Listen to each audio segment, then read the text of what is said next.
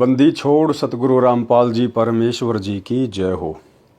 परमपिता परमात्मा सारी सृष्टि के रचनहार, कुल मालिक, असंख्य ब्रह्मांडों के स्वामी, जगत गुरु, तीनों लोकों में प्रवेश करके सबका भरण पोषण करने वाले राजाधिराज, आत्माधार, नाथों के नाथ, देवों के देव महादेव, सर्वेश्वर महेश्वर, मृत्युंजय, अजरो अमर, आदि अनादि सनातनी प्रभु, जगत पिता जगदीश्वर, श्री श्री 1008 की उपाधि के वास्तविक अधिकारी, अकाल मूरत शब्द स्वरूपी राम वासुदेव, सर्वगतम ब्रह्म, परम पूज्य, प्रथम पूज्य, परम संत, परम पुरुष, परम धनी, परम दयालु, सत्य कबीर, हक्का कबीर, अल्लाह कबीर, अल्लाह अकबर, बाखबर, अल्लाह ताला, जगत के तारणहार, जगत के मुक्तिदाता, जगत के जगन्नाथ, हारे के सहारे, हिंदुओं के राम, मुसलमानों के अल्लाह, सिखों के वाहिगुरु, ईसाइयों के मसीह, दया के सागर दयानिधि, करुणा के सागर करुणानिधि, स्वयंभू परिभू, संकट मोचन, कष्ट हरण, मंगल करण, दुख भंजन, अविगत कबीर, निर्विकार निर्विषम परमात्मा,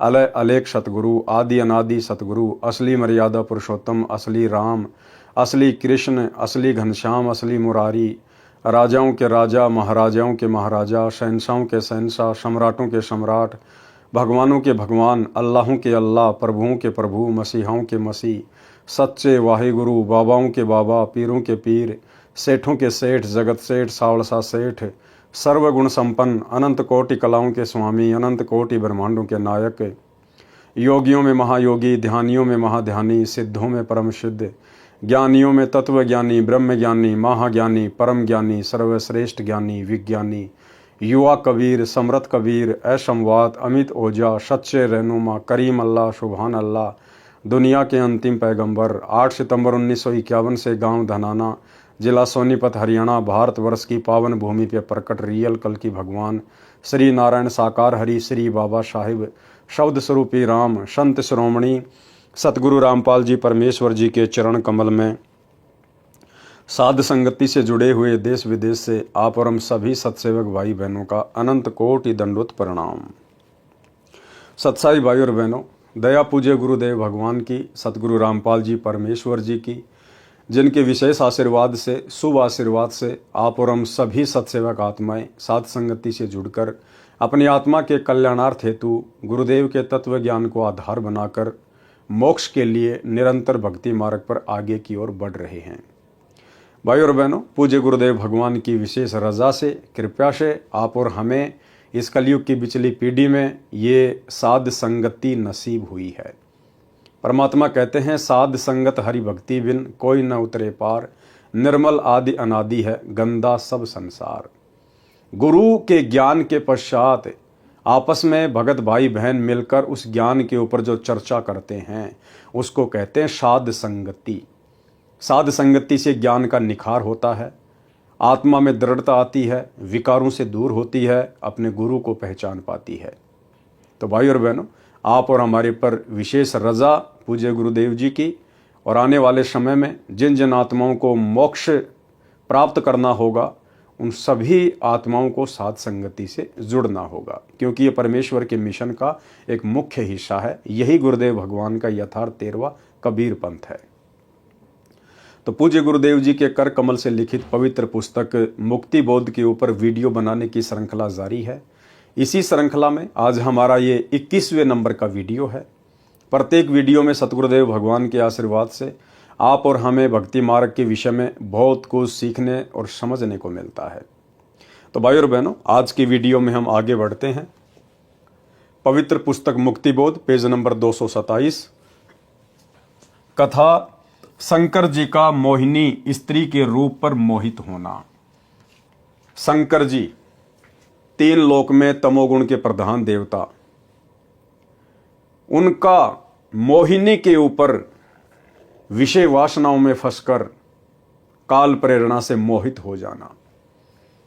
बहुत सारी शिक्षाएं गुरुदेव भगवान के आशीर्वाद से हमें इन पवित्र पुस्तकों से मिलती हैं, और ये वीडियो बनाने का मकसद यही है कि हम उन गलतियों से बचें जिन गलतियों के कारण आज इन 3 लोक के भगवानों के नाम पर दाग लग चुका है, इनके चरित्र पर दाग लग चुका है। और कोई ये ना सोचे कि मैं तो कुछ भी कर लूंगा, छुपा लूंगा, किसी के सामने बात नहीं आएगी। जब इन तीन लोक के भगवानों की जो बातें हैं, इनका जो चरित्र है, इनके जो कर्म कुकर्म हैं, जो पिछले लाखों वर्षों से छुपते छुपाते आ रहे थे, लेकिन इस कलयुग की पिछली पीढ़ी में उन सब का पर्दाफाश हो गया, सबकी पुस्तक ओपन हो गई। जब ये काल बली 21 ब्रह्मांड का स्वामी, ये ज्योति निरंजन अपने कर्म कुकर्म नहीं छुपा पाया, तो भला आप और हम 2 कौड़ी के जीवों की क्या औकात है। यदि हम समय रहते सतगुरु की शरण में नहीं आए, बुराइयों से किनारा करके भक्ति मार्ग पर नहीं लगे, तो फिर आप और हमारी क्या औकात, जो आप और हमारे कर्म कुकर्म सामने नहीं आएंगे, जन्म जन्मांतरों के सामने आ जाएंगे। तो भाइयों और बहनों, आज मौका है। वर्तमान भक्ति ग्रहण करने से पहले आप और हमने कितने कर्म किए, कितने कुकर्म किए, परमेश्वर उन सबको अनदेखा कर देगा, चित्रगुप्त के कागज फाड़ देगा। यदि हमारी नीयत शुद्ध हो गई, साफ हो गई, और यदि हम मोक्ष मार्ग पर आगे बढ़ चले तो। अन्यथा ये कर्म कुकर्म के कागज आज नहीं तो कल, कल नहीं तो परसों, नहीं तो अगले जन्म में, ये भाई और बहनों इसी प्रकार से खुलते रहेंगे और यहाँ की झूठी महिमा में आप और हम फंसते रहेंगे। कथा शंकर जी का मोहिनी स्त्री के रूप पर मोहित होना। जिस समय दक्ष की बेटी यानी उमा, शंकर जी की पत्नी, ने श्री रामचंद्र जी की वनवास में सीता रूप बनाकर परीक्षा ली थी। एक समय शंकर और उमा जी यानी पार्वती जी कहीं जा रहे थे। उसी समय पृथ्वी लोक पर श्री विष्णु भगवान रामचंद्र अवतार रूप में आए हुए थे। उनको 14 साल का वनवास प्राप्त था। उसी समय रावण उनकी पत्नी को उठाकर ले गया, उनका हरण करके ले गया। श्री रामचंद्र जी हैं तो ये भी जीव संज्ञा में ही अपनी पत्नी के वियोग में विलाप कर रहे थे, बुरी तरह से रो रहे थे, पेड़ों से लिपट लिपट कर पूछ रहे थे, हिरणों से लिपट लिपट कर पूछ रहे थे, मेरी सीता कहाँ है, मेरी सीता कहाँ है। ऊपर से श्री शंकर जी ने उनको प्रणाम किया शीश झुकाकर। तो पार्वती ने कहा कि हे भगवान, आप किसको नमन कर रहे हैं। तो शंकर जी ने कहा कि नीचे भगवान विष्णु जो रामचंद्र रूप में आए हुए हैं उनको नमन कर रहा हूं। तो पार्वती जी को अपने पति की उस बात पर यकीन नहीं हुआ। बोला ये नहीं हो सकता, ये भगवान विष्णु कैसे हो सकता है, नहीं हो सकता, मैं नहीं मानती और मैं तो इसकी परीक्षा लूंगी। तो श्री शंकर जी ने मना कर दिया था कि पार्वती तू परीक्षा मत लेना। पार्वती ने कहा था मैं सीता रूप बना के परीक्षा लूंगी। तो शंकर जी ने कहा था कि सीता मेरी माता तुल्य है, मेरी भाभी है, और यदि तूने उनका रूप बनाकर परीक्षा ले ली तो तू मेरी माता तुल्य हो जाएगी, ये गलती मत करना। लेकिन काल ने तो भाई और बहनों झगड़े करवाने से मतलब है। कुछ समय के उपरांत पीछे से पार्वती ने सीता रूप बनाया, श्री रामचंद्र जी के समक्ष जा खड़ी हुई। जिस समय दक्ष की बेटी यानी उमा, शंकर जी की पत्नी, ने श्री रामचंद्र जी की वनवास में सीता रूप बनाकर परीक्षा ली थी, श्री शिव जी ने ऐसा न करने को कहकर घर से बाहर चले गए थे। सीता जी का अपहरण होने के पश्चात श्री राम जी अपनी पत्नी के वियोग में विलाप कर रहे थे यानी रो रहे थे। तो उनको सामान्य मानव जानकर उमा जी ने शंकर भगवान की उस बात पर विश्वास नहीं हुआ कि ये विष्णु जी ही पृथ्वी पर लीला कर रहे हैं। जब उमा जी सीता जी का रूप बनाकर श्री राम जी के पास गई तो वे बोले, हे दक्ष पुत्री माया, भगवान शंकर को कहां छोड़ाई। इस बात को श्री राम जी के मुख से सुनकर उमा जी लज्जित हुई और अपने निवास पर आ गई। शंकर जी की आत्मा में प्रेरणा हुई कि उमा ने परीक्षा ली है। शंकर जी ने विश्वास के साथ कहा कि परीक्षा ले आई। उमा जी ने कुछ संकोच करके भय के साथ कहा कि परीक्षा नहीं ली अविनाशी। शंकर जी ने सती जी को हृदय से त्याग दिया था, पत्नी वाला कर्म भी बंद कर दिया, बोलना भी बंद कर दिया। तो सती जी अपने घर राजा दक्ष के पास चली गई। कहने का मतलब भाई और बहनों, जब तक हमें ज्ञान नहीं था हम सोचा करते थे ना जाने ये देवी देवता ब्रह्मा विष्णु महेश कैसे रहते होंगे, कैसे खाते होंगे, कैसे इनके कामकाज होंगे। अब इन कथाओं से गुरुदेव भगवान ने आप और हमारा मोतियाबिंद हटा दिया कि ये भी जीव संज्ञा में है, जीव संज्ञा में। जैसे घर घर में लड़ाई झगड़ा, पति का पत्नी के साथ, सास ससुर के साथ, ऐसा ही वहां पर है। यहां से भी बुरा काम है ऊपर ऊपर के लोकों में। पार्वती जी अपने पति की बात नहीं मानती है। और जब शंकर जी ने पूछा कि ले आई परीक्षा, तो पार्वती जी ने अपने पति से झूठ बोल दिया, जैसे कि यहां की आम सांसारिक औरतें बोल देती हैं। ऐसे ही पार्वती जी ने भी शंकर जी से झूठ बोल दिया कि नहीं नहीं भगवान, मैं परीक्षा लेके नहीं आई। लेकिन शंकर जी को तो पता चल गया काल प्रेरणा से कि ये परीक्षा लेके आई है। उसके बाद शंकर जी अपनी पत्नी से नाराज हो गए, जैसे यहां के लोग छोड़ देते हैं, त्याग देते हैं, तलाक दे देते हैं, शारीरिक संबंध बनाना छोड़ देते हैं। ऐसे ही भगवान शंकर ने पार्वती के साथ पति पत्नी मिलन करना छोड़ दिया, उनको हृदय से त्याग दिया कि तू मेरी पत्नी नहीं है, तूने मेरे से झूठ क्यों बोला, मैं तो तेरे को अपने प्राणों से ज्यादा चाहता था, तेरे ऊपर इतना विश्वास करता था, और तूने मुझे झूठ बोल दिया। तो शंकर जी ने अपनी पत्नी को दिल से त्याग दिया, जैसे यहां के लोग छोटी छोटी बातों को लेकर और तलाक दे देते हैं। शंकर जी ने सती जी को हृदय से त्याग दिया था, पत्नी वाला कर्म भी बंद कर दिया, बोलना भी बंद कर दिया। तो सती जी अपने घर राजा दक्ष के पास चली गई। राजा दक्ष ने उसका आदर नहीं किया। अब पार्वती का पिता राजा दक्ष, वो पहले से ही उससे नाराज था, क्योंकि पार्वती ने अपनी मर्जी से शंकर जी के साथ में लव मैरिज की थी। लव मैरिज जैसे यहां की लड़कियां कर लेती हैं माता पिता की रजामंदी के विरुद्ध, ऐसे ही पार्वती जी ने शंकर जी के साथ शादी कर ली थी। इस बात से राजा दक्ष अपनी पुत्री से नाराज चल रहा था। तो सेम टू सेम भाई और बहनों, वही रामायण, वही बातें, घर घर में लड़ाई झगड़ा, मन मुटाव, राग द्वेष, ईर्ष्या, यहां से कहीं ज्यादा गंदगी ऊपर के लोकों में है, जिसको हम सुरक कहते हैं। राजा दक्ष ने उसका आदर नहीं किया, क्योंकि उसने शिव जी के साथ विवाह पिता की इच्छा के विरुद्ध किया था। राजा दक्ष ने हवन कर रखा था, हवन कुंड में छलांग लगाकर सती जी ने प्राणांत कर दिया था।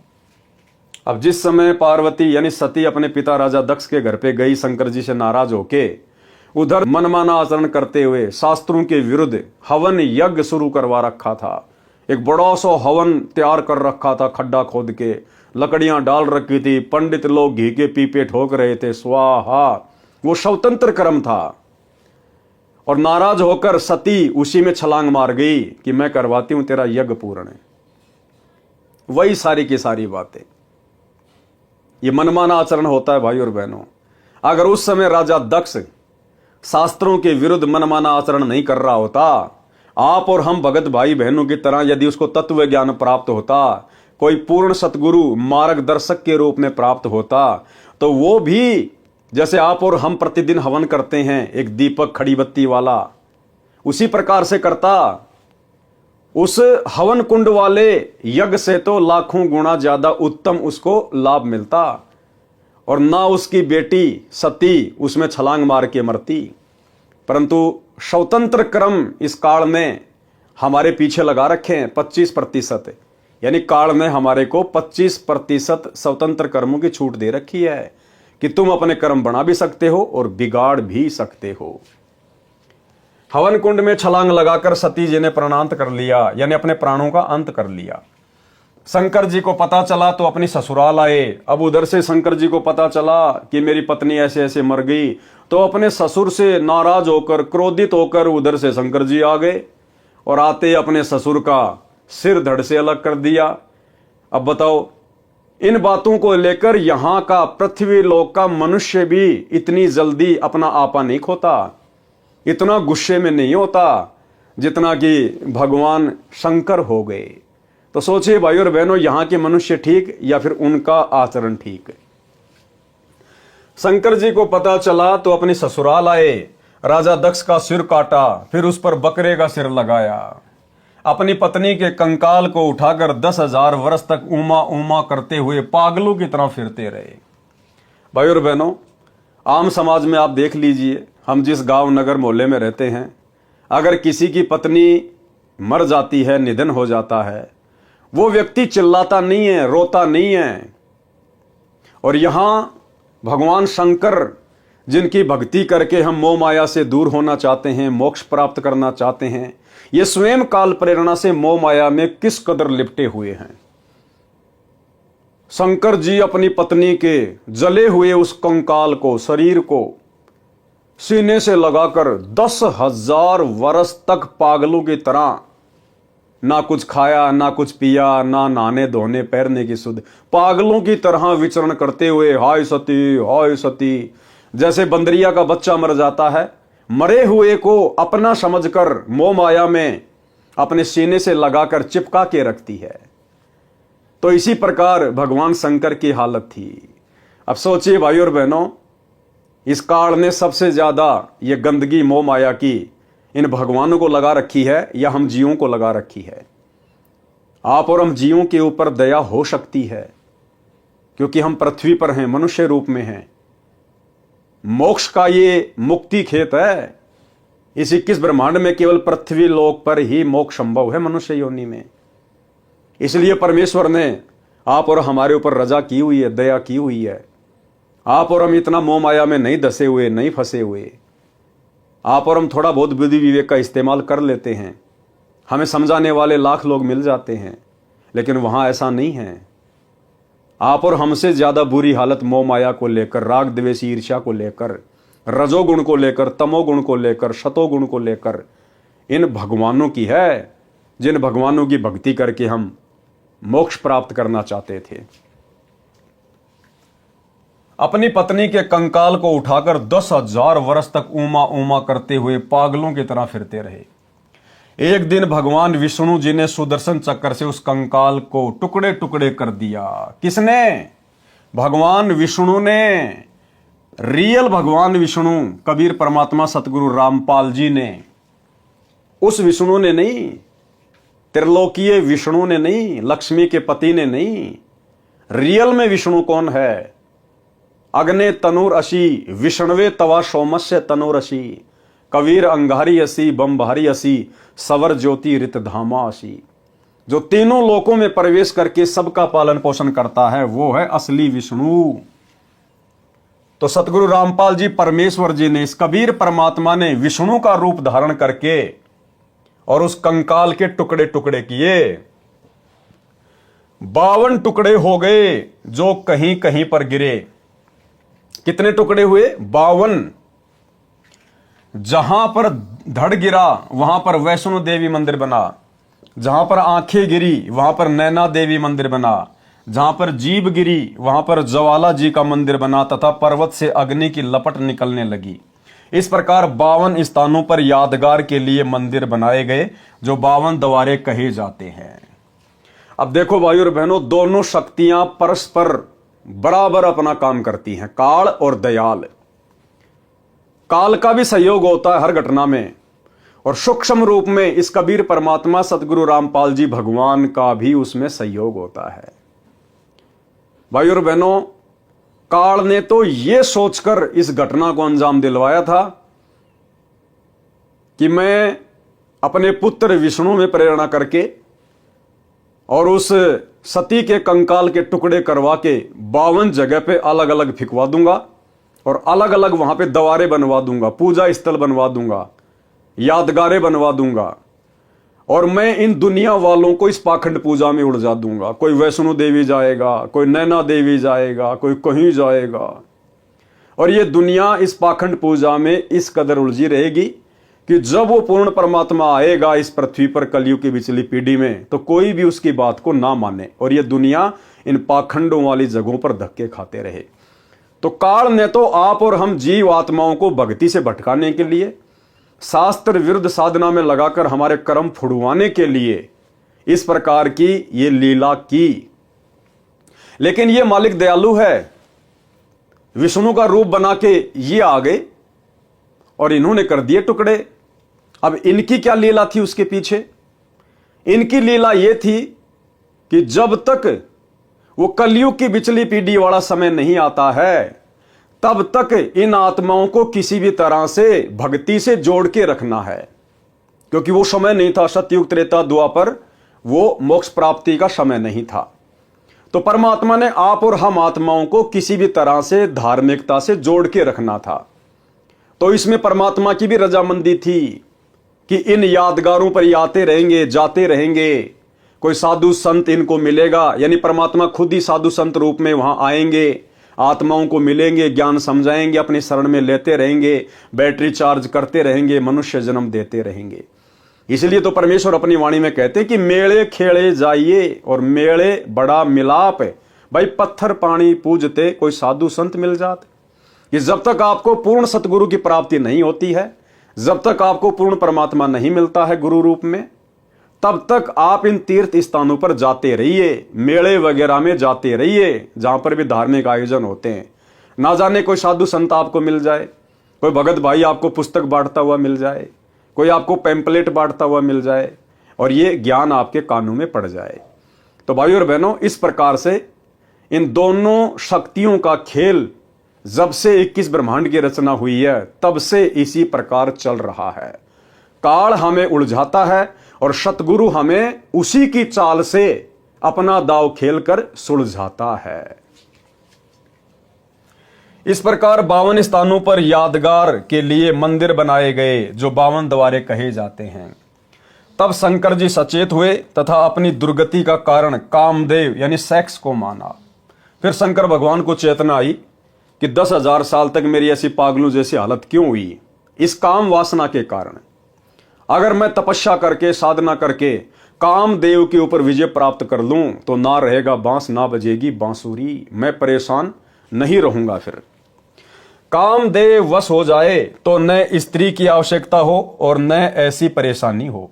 यह विचार करके हजारों वर्ष सेक्स का दमन करने के मकसद से तप किया। भैया ये तप से तो और ज्यादा भड़कती है, तड़प से तो ये काम वासना और ज्यादा भड़कती है। एक दिन कामदेव उनके निकट आया और शंकर जी की दृष्टि से भस्म हो गया। अब ये काल का भयंकर जाल, काल ने कामदेव का रूप बनाया, शंकर जी के सामने प्रकट हुआ, शंकर जी के द्वारा आंखें खोलते ही वो भस्म हो गया।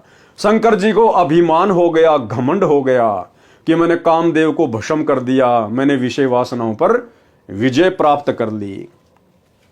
शंकर जी को अपनी सफलता पर असीम प्रसन्नता हुई। जो भी देव उनके पास आता था तो उससे कहते थे कि मैंने कामदेव को भस्म कर दिया, यानी काम विषय पर विजय प्राप्त कर ली है, मैं कभी किसी सुंदरी से प्रभावित नहीं हो सकता। अन्य जो विवाह किए हुए हैं वे ऊपर से सुखी नजर आते हैं, अंदर से महादुखी रहते हैं। उनको सदा अपनी पत्नी की रखवाली, समय पर घर पर न आने से डांटे खाना आदि आदि परेशानियां सदा बनी रहती है। मैंने ये दुख निकट से देखा है। अब न रहेगा बांस, न बजेगी बांसुरी। क्या कह रहे हैं भगवान शंकर, जिनको हम भगवान मानते हैं, परमात्मा मानते हैं? क्या कह रहे हैं कि मेरे साथ ये घटनाएं घट चुकी है। जब मैं घर पर समय पर नहीं जाता था, लेट सेट हो जाता था, तो पार्वती मुझे डांट मारा करती थी, मुझे डांटा करती थी। कहां था, क्यों नहीं आया 2 दिन, इतना लेट क्यों हो गया, क्या मजाक बना रखा है। जैसे हम यहां पर लड़ाई झगड़े कर लेते हैं आपस में पति पत्नी। देखो खुद कह रहे हैं, क्या कहा, अंदर से मां दुखी रहते हैं, उनको सदा अपनी पत्नी की रखवाली करनी पड़ती है, और समय पर घर पर न आने से डांटे खाना आदि आदि परेशानियां सदा बनी रहती है। और क्या कह रहे भगवान शंकर, मैंने ये दुख निकट से देखा है, यानी मैंने भोगा है ये सब कुछ, मैंने डांटे खाई है। अब न रहेगा बांस, न बजेगी बांसुरी। तो भाई और बहनों, शिक्षा हमने भी लेनी है, और शिक्षा ये है कि भगवान शंकर ने तप किया, बहुत अच्छी बात है, लेकिन अभिमान नहीं होना चाहिए।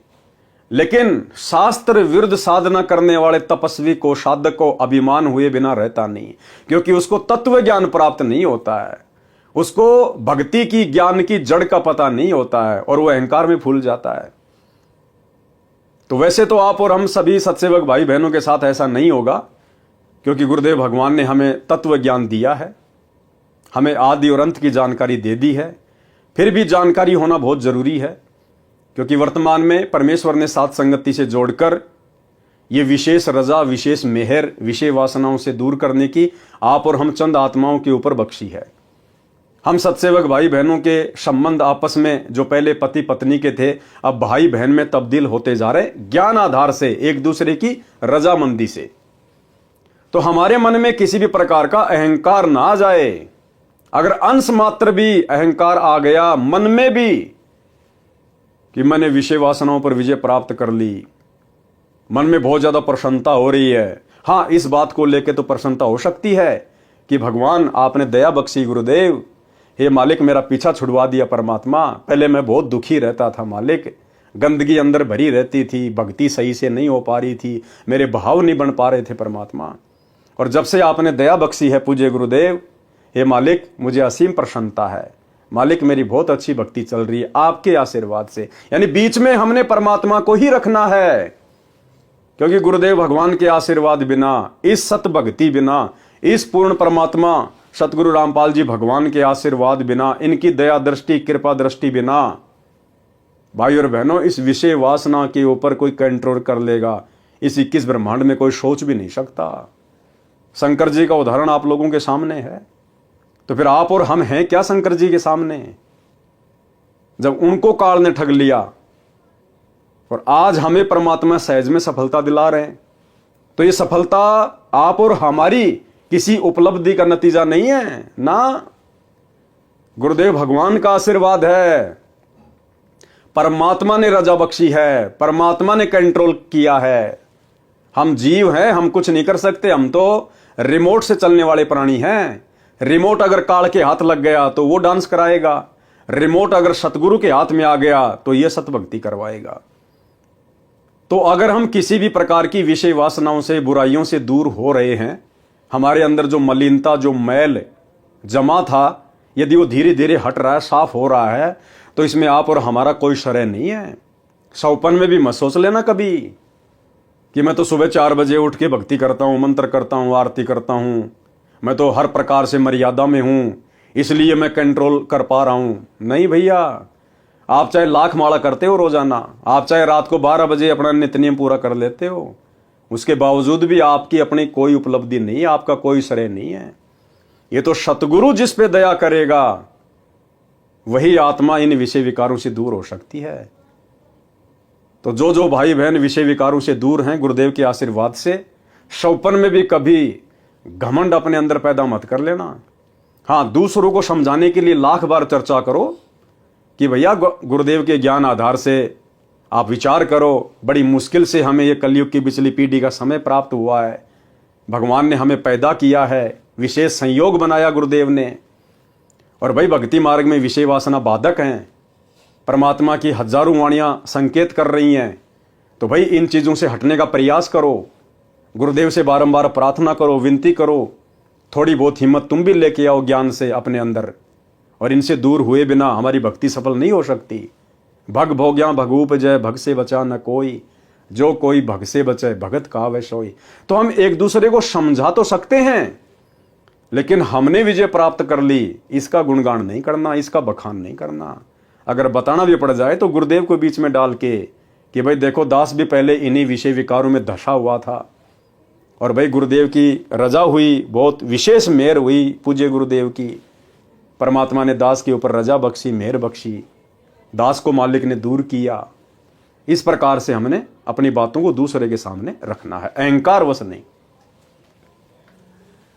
काल ब्रह्म को चिंता बनी कि यदि सब इस प्रकार स्त्री से घृणा करेंगे तो संसार का अंत हो जाएगा, मेरे लिए 1 लाख मानव का आहार कहां से आएगा। ठीक इसी प्रकार वर्तमान में ये काल, क्योंकि मन इसका एजेंट है, सारी ईमेल, सारे समाचार, सारे मैसेज, हमारे जीवन में जो भी कुछ घटित हो रहा है, ये उसका फैक्स भेजता रहता है काल को कि ये आत्माएं तेरे जाल से बाहर निकलने का प्रयास कर रही है, भाई देख लेना, मैंने तो तेरे को मैसेज दे दिया है। तो ये काल हर प्रकार से भाई और बहनों हमें उसी गंदगी में धकेलने का प्रयास करेगा। हम जिन जिन बुराइयों से दूर हटते जाएंगे गुरुदेव के आशीर्वाद से, काल जबरदस्ती उन्हीं बुराइयों को हमारे सामने पेश करेगा, ना चाहते हुए भी ऐसे ऐसे सीन दिखा देगा। मोबाइल में हम तो सत्संग सुनने के लिए ओपन करेंगे, अचानक से ऐड आ जाएगा, अर्धनगर लड़कियां डांस कर रही हैं। हम कहीं बाहर मार्केट में जा रहे हैं, अचानक से मैं माता बहनों का कोई ऐसा सीन दिखा देगा कोई बेचारी बाथरूम करने के लिए बैठी है, अचानक से हमारी नजर जाएगी ना चाहते हुए भी। तो ये जबरदस्ती काल हमारे सामने इस प्रकार के दृष्टांत पेश करेगा, क्योंकि ये चाहता कि वापस इसके अंदर वही मैल आ जाए। लेकिन अब गुरुदेव ने हमें वो ज्ञान दे दिया, वो तत्व ज्ञान दे दिया, मूल ज्ञान दे दिया। पहली नजर तो हमारी कहीं भी जा सकती है, उसमें हमारा दोष नहीं है। लेकिन अगर हमें पता चल गया कि ये जो नजर गई है ये गलत जगह पे गई है, हमने दोबारा अपनी तरफ से नजर वहां नहीं दौड़ानी। अगर हमने फिर से नजर वहीं पे टिका दी तो फिर भाई और बहनों वो शैतान की नजर है। कहते हैं पहली नजर इंसान की, दूसरी नजर शैतान की। तो हमने फिर उन चीजों को अनदेखा कर देना है कि भैया ये काल प्रेरणा है। गुरुदेव ने सत्संगों में यही तो बताया, यही तो समझाया। ये जबरदस्ती हमारे सामने इस प्रकार के दृश्य पेश करेगा हमें विचलित करने के लिए। लेकिन तुरंत हमने अपना सुमरण शुरू कर देना है या भगवान का अपना कोई सत्संग शुरू कर देना है। हमने भक्ति से जुड़े रहना है, तभी हमारा बचाव होगा। काल ब्रह्म को चिंता बनी कि यदि सब इस प्रकार स्त्री से गणना करेंगे तो संसार का अंत हो जाएगा। मेरे लिए 1 लाख मानव का आहार कहां से आएगा। इसको चिंता इस बात की नहीं है कि संसार का अंत हो जाएगा, नहीं, इसको चिंता यह है कि संसार का अंत हो जाएगा, यानी बच्चे पैदा करना लोग छोड़ देंगे, तो फिर मेरे लिए प्रतिदिन 1 लाख वो सूक्ष्म शरीर कहां आएंगे। क्योंकि इसको तो श्राप लगा हुआ ना, प्रतिदिन 1 लाख सूक्ष्म शरीर की वासना तपतशिला पर निचोड़ निचोड़ के पीने का, खाने का। तो इसको अपने भोजन की चिंता है। इस उद्देश्य से नारद जी को प्रेरित किया। एक दिन नारद मुनि जी आए, उनके सामने भी अपनी कामदेव पर विजय की कथा सुनाई। नारद जी ने भगवान विष्णु को यथावत सुनाई। श्री विष्णु जी को काल ब्रह्म ने प्रेरणा की, भाई की परीक्षा करनी चाहिए कि ये कितने खरे हैं। काल ब्रह्म की प्रेरणा से एक दिन शिव जी विष्णु जी के घर के आंगन में आकर बैठ गए। सामने बहुत बड़ा फलदार वृक्षों का बाग था। भिन्न भिन्न प्रकार के फूल खिले थे, बसंत जैसा मौसम था। श्री विष्णु जी शिव जी के पास बैठ गए, कुशल मंगल जाना। फिर विष्णु जी ने पूछा, सुना है कि आपने काम पर विजय प्राप्त कर ली है। शिव जी बोले, हाँ, मैंने कामदेव का नाश कर दिया है। ये नहीं कहा कि मैंने परमेश्वर की रजा से, उनके आशीर्वाद से तप करके, भक्ति करके और इस कामदेव पर विजय प्राप्त की है। सीधा क्या कहा, हाँ, मैंने कामदेव पर विजय प्राप्त कर ली है। कुछ देर बाद शिव जी के मन में प्रेरणा हुई कि भगवान, मैंने सुना है कि सागर मंथन के समय आप जी ने मोहिनी रूप बनाकर राक्षसों को आकर्षित किया था। आप उस रूप में कैसे लग रहे थे, मैं देखना चाहता हूं। पहले तो बहुत बार विष्णु जी ने मना किया, परंतु शिव जी के हट के सामने स्वीकार किया और कहा कि कभी फिर आना, आज मुझे किसी आवश्यक कार्य से कहीं जाना है। यह कहकर विष्णु जी अपने महल में चले गए। अब विष्णु जी तो अपने महल में चले गए, अब पीछे से कबीर परमेश्वर सतगुरु रामपाल जी भगवान ने फिर मोहिनी का रूप धारण किया। मोहिनी का रूप धारण है, क्योंकि भाई और बहनों, हम सब इसी की आत्मा है और आत्मा में यदि अहंकार आ गया तो ये परमात्मा उसको चकनाचूर किए बिना छोड़ता नहीं है। और आज एक उदाहरण पेश करना था परमात्मा ने कि काल प्रेरणा क्या होती है। ये भगवान भी काल के वशीभूत हैं, ब्रह्मा विष्णु महेश 33 करोड़ देवी देवता। और इस नकली भक्ति से विषय वासनाओं पर कंट्रोल नहीं किया जा सकता जब तक ये तत्व ज्ञान नहीं मिलेगा, सतगुरु का पूर्ण मोक्ष मंत्र नहीं मिलेगा। तो परमेश्वर ने उदाहरण भी पेश करने थे। ये कहकर विष्णु जी अपने महल में चले गए। शिव जी ने कहा कि जब तक आप वह रूप नहीं दिखाओगे मैं भी जाने वाला नहीं हूं। अब ये हठ धर्मिता है, हठ धर्मिता। अब देखो, ये बच्चों जैसी बात काल प्रेरणा से शंकर जी कर बैठे कि जब तक आप अपना वो रूप नहीं दिखाओगे मैं भी यहां से नहीं जाने वाला। तो ये हठ धर्मिता आप और हम भक्तों ने कभी अपने जीवन में नहीं करनी है। मैं भी जाने वाला नहीं हूं। कुछ ही समय के बाद शिव जी की दृष्टि बाग के एक दूर वाले कोने में एक अप्सरा पर पड़ी जो सुंदरता का सूर्य थी। गुरुदेव भगवान सतगुरु रामपाल जी परमात्मा अप्सरा का रूप धारण करके, मोहिनी का रूप धारण करके और शंकर जी को दिखाई दिए उस बगीचे में एक कोने में। इसी प्रकार भाइयों और बहनों, ये परमात्मा आप और हमारी परीक्षा लेने के लिए इस कलयुग की बिचली पीढ़ी में कि मेरे बच्चों के ऊपर मेरे ज्ञान का कितना असर हुआ है, इसी प्रकार से किसी भी औरत का रूप बनाकर आप और हमारे सामने भी पेश हो सकते हैं। इस प्रकार की अश्लील हरकतें भी करेगा ये भगवान, आप और हमें रिझाने का प्रयास भी करेगा, अश्लील संकेत भी करेगा हमें चेक करने के लिए। तो भाइयों और बहनों, हर प्रकार से हमने इस ज्ञान को आधार बना के चलना है। अब कौन था वो अप्सरा? हमारे गुरुदेव भगवान, ये कबीर परमात्मा। इधर उधर देखकर शिव जी उसकी ओर चल पड़े। जो जो निकट गए तो वह सुंदरी अधिक सुंदर लगने लगी और वह अर्धनग्न वस्त्र पहने थी। कभी गुप्तांग वस्त्र से ढक जाता तो कभी हवा के झोंके से आधा हट जाता। सुंदरी ऐसे भाव दिखा रही थी जैसे उसको कोई नहीं देख रहा। जब शिवजी को निकट देखा तो शर्मसार होकर तेज चाल से चल पड़ी। शिवजी ने भी गति बढ़ा दी। बड़े परिश्रम के पश्चात तथा घने वृक्षों के बीच मोहिनी का हाथ पकड़ पाए। अब भगवान शंकर ने मोहिनी का हाथ पकड़ लिया बद नीयत से, शारीरिक मिलन करने की नीयत से। बिल्कुल पागल हो गया विषय वासना में देखते ही। जब तक शिवजी का शुक्रपात हो चुका था, तब तक शिवजी का शुक्रपात हो चुका था, वीर्यपात हो चुका था। उसी समय सुंदरी वाला स्वरूप श्री विष्णु रूप था और उसी समय गुरुदेव भगवान ने फिर वापस विष्णु का रूप बना लिया। अब शंकर जी तो एकदम से सफेद हो गए अपने भाई को देखकर। परमात्मा ने अप्सरा वाले रूप से विष्णु जी का रूप धारण कर लिया। भगवान विष्णु जी शिव जी की दशा देखकर मुस्कुराए तथा कहा कि ऐसे उन राक्षसों से अमृत छीन कर लाया था। वे राक्षस ऐसे मोहित हुए थे जैसे मेरा छोटा भाई कामजीत, यानी जिसने काम पर विजय प्राप्त कर ली थी, अब काम पराजित हो गया है। तो सोचो भाई और बहनों, हमारे सामने भी परमात्मा परीक्षा के लिए इस प्रकार के दृश्य बना के उपस्थित हो सकता है। और यदि हम भगत भाई बहनों ने यदि नादानी दिखा दी, ज्ञान को आधार नहीं बनाया, भले ही हमने हाथ नहीं पकड़ा, यदि हमारे अंदर भी आ गया कि ये लड़की देखो कितनी सुंदर है और ये इशारे कर रही है, और यदि हम उसकी उन सभी अदाओं को देखकर अंदर से पिघल गए, विषय वासनाओं के लिए तैयार हो गए, भले हमने कुछ किया नहीं, लेकिन अगर मन ही मन में अगर इस प्रकार के भाव हमने पैदा कर लिए कि बड़ी सुंदर लड़की है, आज तो दाव लग गया भाई, उसी समय हम भक्ति मार्ग से आउट।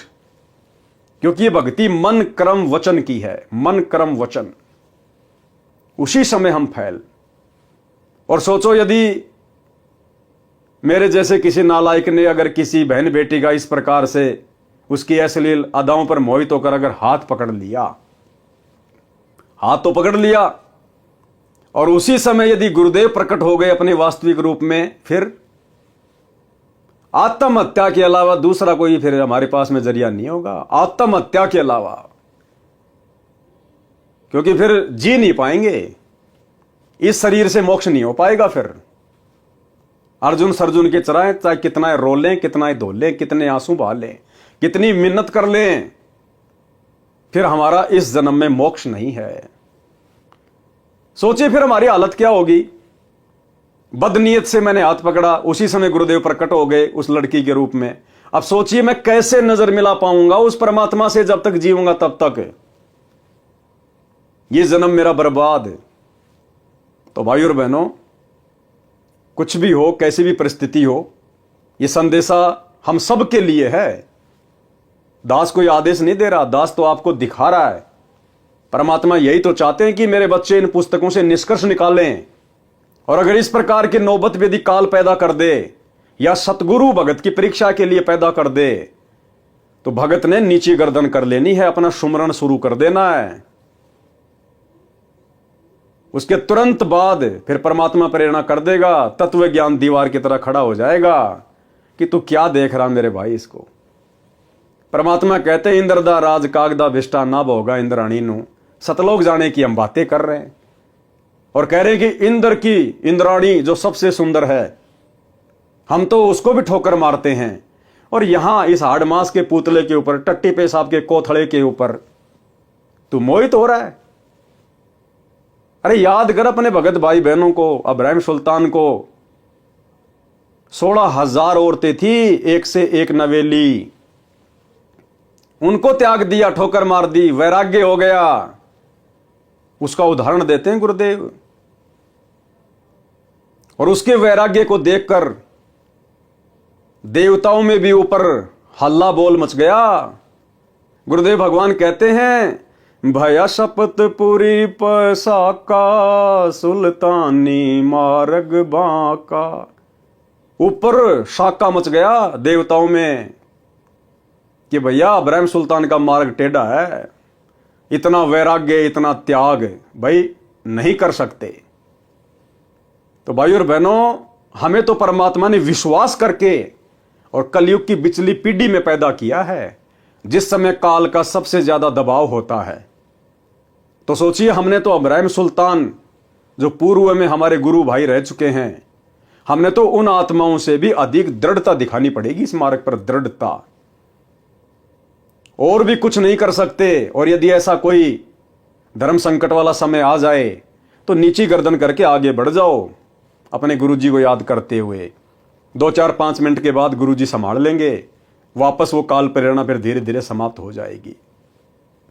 और अचानक से ये काल प्रेरणा उन्हीं आत्माओं में होती है जो अभी भक्ति पे पूरी तरह से दृढ़ नहीं है। वो इतने सुमरण नहीं कर पाते, इतनी भक्ति नहीं कर पाते जितनी परमात्मा हमसे करवाना चाहते हैं, क्योंकि भक्ति से ही सब कुछ होगा। परमात्मा कहते हैं जप तप संयम साधना सब सुमरण के माही, और कबीरा जाने राम जन सुमरण कछु नाही। तो भक्ति से ही धीरे धीरे हर प्रकार की बुराइयों के ऊपर परमात्मा विजय प्राप्त करवाएगा। तो कहने का मतलब है हमने अलर्ट रहना है, अलर्ट। भगवान विष्णु जी शिव जी की दशा देखकर मुस्कुराए तथा कहा कि ऐसे उन राक्षसों से अमृत छीन कर लाया था। वे राक्षस ऐसे मोहित हुए थे जैसे मेरा छोटा भाई कामजीत अब काम पराजित हो गया। शिव जी ने उसके पश्चात हिमालय राजा की बेटी पार्वती से अंतिम बार विवाह किया। पार्वती वाली आत्मा वही है जो सती जी थी। पार्वती रूप में अमरनाथ स्थान पर अमर मंत्र शिवजी से प्राप्त करके कुछ समय के लिए अमर हुई। इस प्रकार वाणी में कहा है कि शंकर जी की समाधि तो अडिग यानी न डिगने वाली थी, जैसा पौराणिक मानते हैं। वह भी मोहे गए यानी काल के द्वारा छले गए, माया के वश हो गए। वाणी नंबर 140 में बताया है कि भगवान शिव की पत्नी पार्वती तीनों लोकों में सबसे सुंदर स्त्रियों में से एक है। शिव राजा ऐसी सुंदर पत्नी को छोड़कर मोहिनी स्त्री के पीछे चल पड़े।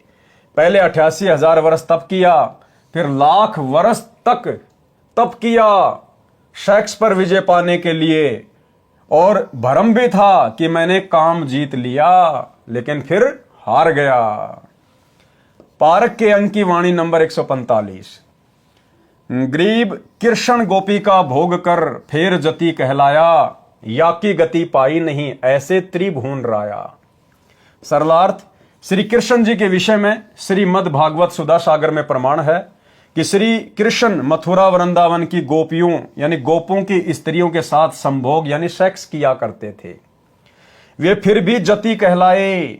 जति कौन होता है? अपनी स्त्री के अतिरिक्त अन्य की स्त्री से कभी संभोग न करने वाला या पूर्ण रूप से ब्रह्मचारी को जति कहते हैं। उसका भेद ही नहीं पाया। ऐसे ये 3 लोक के मालिक श्री कृष्ण के अंदर प्रवेश करके काल ब्रह्म गोपियों से सेक्स करता था। स्त्रियों को तो श्री कृष्ण नजर आता था, काल ब्रह्म सब कार्य गुप्त करता है। तो भाई और बहनों, वर्तमान में यदि इस काल ब्रह्म की ऐसी गुप्त षड्यंत्रकारी लीलाओं से कोई बच सकता है तो केवल सतगुरु का भगत, क्योंकि सतगुरु के शब्द में, सतगुरु के ज्ञान में वो शक्ति है। अगर मर्यादा में रहेंगे तो ये निकट नहीं आएगा। वाणी नंबर 142 से 144 गरीब यो बीजक विस्तार है, मन की झाल किलोल, पुत्री ब्रह्मा देख कर हो गए डामाडोल। ब्रह्मा जी भी इसके सामने नहीं टिक पाए। गरीब दे तजी दुनिया तजी, शिव सिर मारी थाप, ऐसे ब्रह्मा पिता के काम लगाया पाप। गरीब फेर कल्प करुणा कैरी, ब्रह्मा पिता शुभान, स्वर्ग शमूल जिहान में यो मन है शैतान। यानी विचार करने की बातें हैं भाई और बहनों। यदि हम वर्तमान में इन विषय विकारों से दूर हटकर भक्ति कर पा रहे हैं तो यह कितनी बड़ी रजा है आप और हमारे ऊपर। हमें विश्वास होना चाहिए कि हम समर्थ शक्ति की शरण में हैं। जिन विषय विकारों से दूर इस काल ने भगवान शंकर को नहीं होने दिया, ब्रह्मा जी को नहीं होने दिया, विष्णु जी को नहीं होने दिया, उनकी दुर्गति रखी। आज उनके चरित्र पर दाग लगा हुआ है, पुराण भरे पड़े हैं उनकी जीवन लीला से। और आप और हम इस कलयुग की बिचली पीढ़ी में जिस समय विषय विकारों की वैसे यहां पर आग लगी हुई है, और उस आग में यदि हमें बर्फ जैसी शीतलता प्राप्त हो रही है तो हम भगतों की औकात नहीं, हम जीवों की औकात नहीं है। परमात्मा कहते सिर पर साईं सत्य है, फिर तोकू क्या भय रे। ये समर्थ साई सतगुरु रामपाल जी भगवान, अगर इनका साथ आप और हमारे साथ ना हो, चाहे आप संकल्प दीक्षा में हो, चाहे आपने मंत्र दीक्षा ले रखी है, और यदि आप विषय वासनाओं से दूर होकर भाई बहन के रिश्ते कायम करके यदि आप भक्ति कर पा रहे हैं तो भाई और बहनों ये भूल मत कर देना कि मैंने ज्ञान को समझकर या मेरे कोई पिछले संस्कार मजबूत हैं जिस कारण से मैं विषय विकारों से दूर होकर भक्ति कर रहा हूं। देखो, आप चाहे संकल्प में है चाहे नाम दीक्षा में है, परमात्मा कहते हैं जिस दिन ये आत्मा इस ज्ञान को समझकर और सतगुरु को अपना बाप मान लेती है, अपना पिता मान लेती है, अन्य आन उपासना छोड़ देती है, उसी समय ये परमात्मा उस आत्मा को काल के जाल से बाहर निकालकर अपने पाड़े में खड़ा कर लेता है, भले किसी कारण से उसको नाम दीक्षा भी प्राप्त नहीं है। तो ये नहीं सोचना चाहिए कि मैंने तो संकल्प कर रखा है, मेरे ऊपर तो गुरु जी की दया नहीं होगी। अगर गुरु जी की दया नहीं हो तो आप संकल्प ले ही नहीं सकते, और ले लिया तो आप 1 महीने से ज्यादा उसको निभा नहीं सकते। और उसके बावजूद भी यदि परमेश्वर ने हमारे ऊपर इतनी बड़ी दया कर रखी विषय वासनाओं को लेकर, अन्य नियम मर्यादाओं को लेकर, तो सतगुरु जी ने हमें अपने हाथों पे उठा रखा, हाथों पे। हाँ, अपने गलती से नीचे गिरेंगे तो भाई फिर तो देखो काल तैयार बैठा कुत्ते की तरह पिंडी पाड़ने के लिए। सरलार्थ, एक समय ब्रह्मा जी देवताओं तथा ऋषियों को वेद ज्ञान समझा रहे थे, मन तथा इंद्रियों पर संयम रखने पर जोर दे रहे थे। ब्रह्मा जी की बेटी सरस्वती पति चुनने के लिए अपने पिता की सभा में गई, जिसमें युवा देवता तथा ऋषि विराजमान थे। उनको आकर्षित करने के लिए सब श्रृंगार करके सज धज कर गई थी। अब देखो, ब्रह्मा जी की पुत्री का भी मनमाना आचरण, स्वतंत्र कर्म। और भाई और बहनों, कोई भी आत्मा 21 ब्रह्मांड में यदि स्वतंत्र कर्मों का नाजायज दुरुपयोग करेगी तो उसको सजा भोगनी पड़ेगी। खुद के कर्म फूटेंगे, साथ में दूसरे की फुड़वाएगी। अब यदि ब्रह्मा जी की पुत्री सरस्वती यह शास्त्र विरुद्ध मनमाना आचरण, सजना धजना, 16 प्रकार के श्रृंगार करना, पर पुरुषों को आकर्षित करने के लिए, रिझाने के लिए, अगर वो इस प्रकार से ये ढोंग पाखंड करके सभा में ना जाती तो बेचारे ब्रह्मा जी भी अपने कर्म फुड़वाने से, अपने चरित्र पर दाग लगवाने से बच जाते। लेकिन सरस्वती का मनमाना आचरण, स्वतंत्र कर्मों का नाजायज दुरुपयोग, साथ में अपने पिता की भी जग में बदनामी करवा दी। अपनी पुत्री की सुंदरता देखकर काम यानी सेक्स के वश होकर, संयम खोकर, विवेक का नाश करके अपनी बेटी से संभोग यानी सेक्स करने को उतारू हो गया था। अब बताओ, इस काल ने ब्रह्मा जी को नहीं छोड़ा, यानी इस पृथ्वी लोक की, स्वर्ग लोक की और ये पाताल लोक की सृष्टि ब्रह्मा जी से शुरू करवाई है काल ने। यानी ब्रह्मा जी को तीनों लोकों का प्रजापति कहा जाता है। अब जब यहां के प्रजापति की, ब्रह्मा जी की ये हालत है, दूसरों को उपदेश दे रहा है, वेद पढ़ा रहा है, और भरी सभा में काल प्रेरित हो गया, काम प्रेरित हो गया, और सभी देवताओं के सामने अपनी ही बेटी की पीछे से बांध भर ली सेक्स करने के लिए। तो भाई और बहनों, आप और हम दो कोटि के जीवों को भला ये कैसे छोड़ सकता है काल। लेकिन यदि वर्तमान में हम इसकी पहुंच से दूर हैं तो इसमें हमारा कोई श्रेय नहीं है। पूज्य गुरुदेव भगवान की रजा, इनकी दया, इनकी मेहर है। ब्रह्मा पाप के भागी बने, मन तो कबीर परमात्मा की भक्ति तथा तत्व ज्ञान से काबू में आता है। मन यानी काल कैसे आता है काबू में? मन तो कबीर परमात्मा की भक्ति। तो आज हम भक्ति किसकी कर रहे हैं? अपने गुरुजी की। तो गुरुजी कौन हुए? कबीर परमात्मा। मन तो कबीर परमात्मा की भक्ति तथा तत्व ज्ञान से काबू में आता है। आज तत्व ज्ञान कौन दे रहा है? गुरुदेव भगवान। तो कौन हुए हमारे गुरुदेव? स्वयं कबीर परमात्मा। वाणी नंबर 146।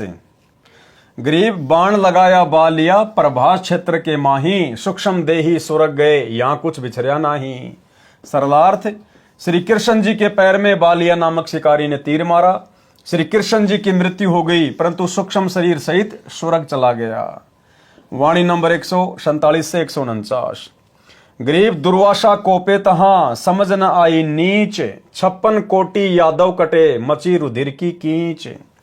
गरीब गुद्दड़ गर्भ बनाए कर, कीनी बहुत मजाक, डरिए साईं संत से, सुखदेव बोले शाख।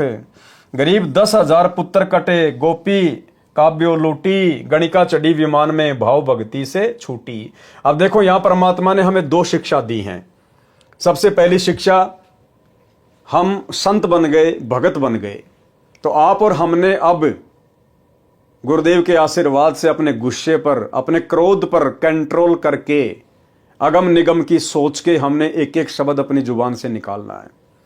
दुर्वासा संत था और अंत में उसने क्या कर दिया? जरा सी बात के ऊपर वहां के लड़कों ने, श्री कृष्ण जी के लड़के प्रद्युम्न ने और अन्य लड़कों ने जरा सा मजाक कर दिया उसके साथ में।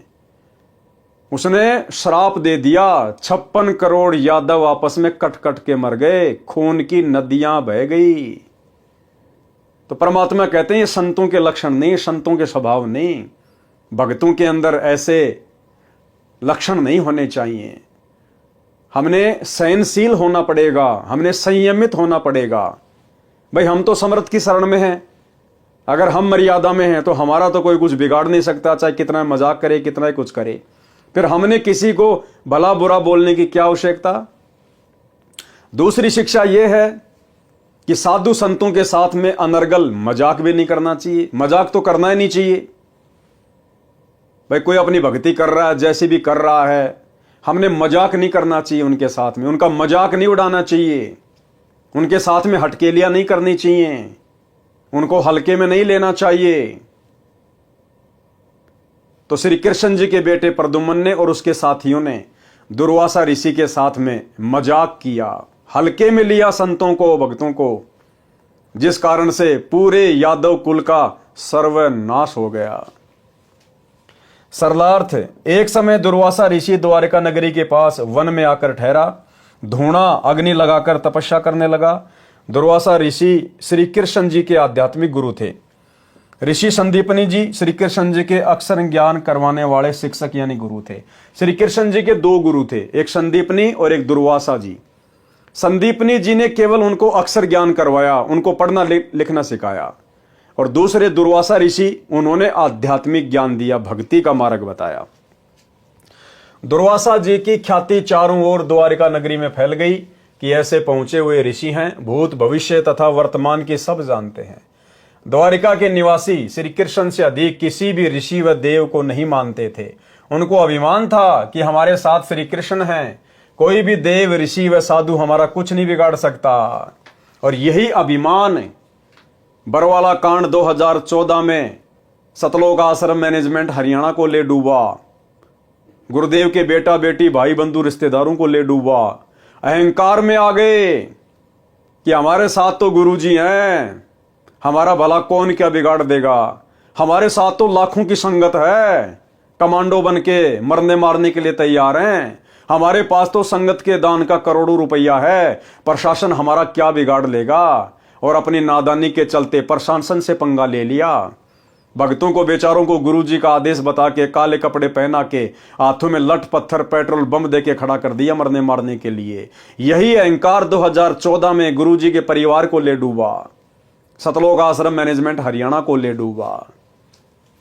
उनको अभिमान था कि हमारे साथ श्री कृष्ण हैं, कोई भी देव ऋषि व साधु हमारा कुछ नहीं बिगाड़ सकता। श्री कृष्ण को सर्वशक्तिमान मान रखा था।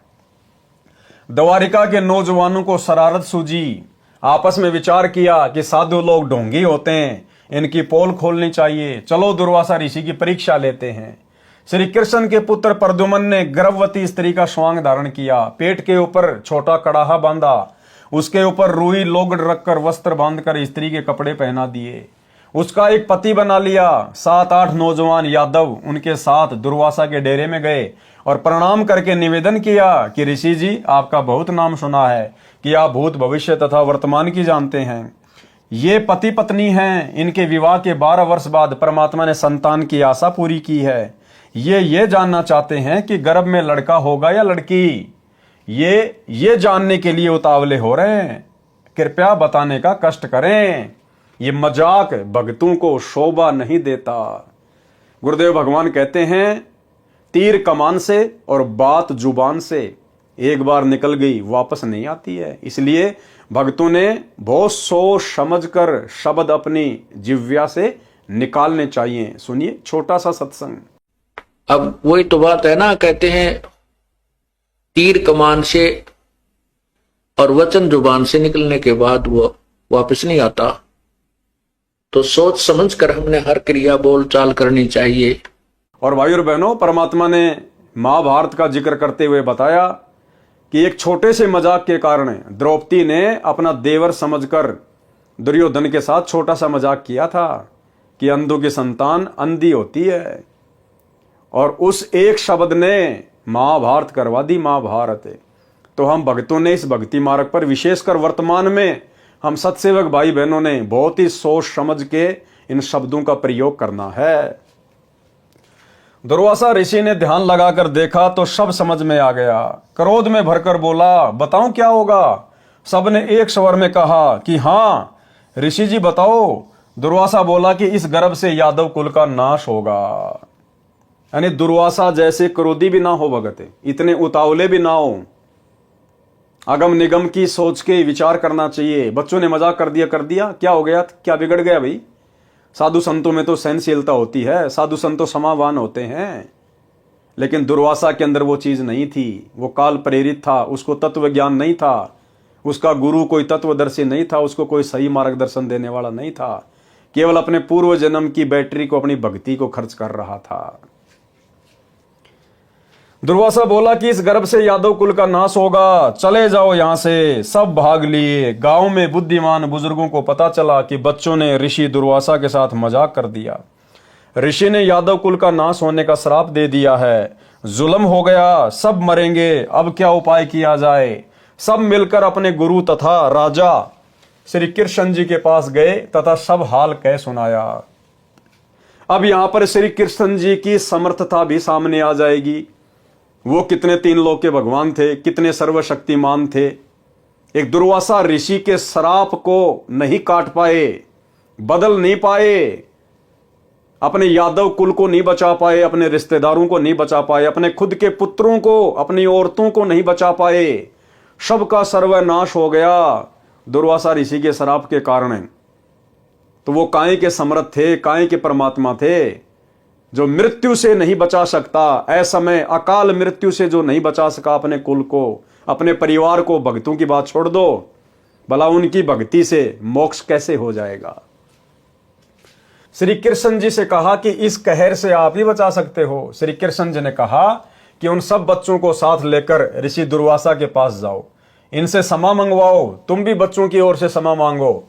सब मिलकर ऋषि दुर्वासा के पास गए तथा बच्चों से गलती की क्षमा याचना करवाई, स्वयं भी क्षमा याचना की। ऋषि दुर्वासा बोले कि वचन वापस नहीं हो सकता, क्योंकि भाई और बहनों ये जितने भी ऋषि हैं, वशिष्ठ हैं, विश्वामित्र है या फिर ये दुर्वासा है, ये ऋषि भी सक्षम नहीं है। जिस प्रकार किसी व्यक्ति के हाथ में बंदूक है और उसने बंदूक से गोली छोड़ दी, अब उसके बस की बात नहीं है वो गोली वापस उसकी बंदूक में आ जाए। ये अनहोनी तो केवल समर्थ कर सकता है, परमात्मा सतगुरु रामपाल जी भगवान कर सकता है, अन्य किसी के बस की बात नहीं है। तो ये साधु संत महात्मा केवल दुनिया का सत्यानाश कर सकते हैं, ये आबाद नहीं कर सकते। अगर दुनिया को साधु संतों के रूप में किसी ने आबाद किया है, कोई आशीर्वाद दिया है, तो इस कबीर भगवान ने दिया है, सतगुरु रामपाल जी परमात्मा ने। ऋषि दुर्वासा बोले कि वचन वापस नहीं हो सकता। सब वापस श्री कृष्ण जी के पास आए तथा कहा कि दुर्वासा के श्राप से बचने का उपाय बताओ। अब देखिए, दुनिया जिस श्री कृष्ण जी की भक्ति करती है, अब श्री कृष्ण जी उपाय भी ढंग का नहीं बता पाए। वो अंतर्यामी भी नहीं थे कि उनके द्वारा बताया गया उपाय यादव कुल का समाधान करेगा या उनका सत्यानाश करेगा। श्री कृष्ण जी ने बताया समाधान, और उस समाधान से सबका विनाश हो गया। श्री कृष्ण ने कहा कि जो जो वस्तु गर्भ समांग में प्रयोग की गई थी उनका नामो निशान मिटा दो, उन्हीं से अपने कुल का नाश होना कहा है। कपड़े रुई लोगड़ को जलाकर उसकी राख को प्रभास क्षेत्र में नदी में डाल दो। जो लोहे की कढ़ाई है उसे पत्थर पर घिसा घिसा कर चूरा बनाकर प्रभास क्षेत्र में दरिया में डाल दो।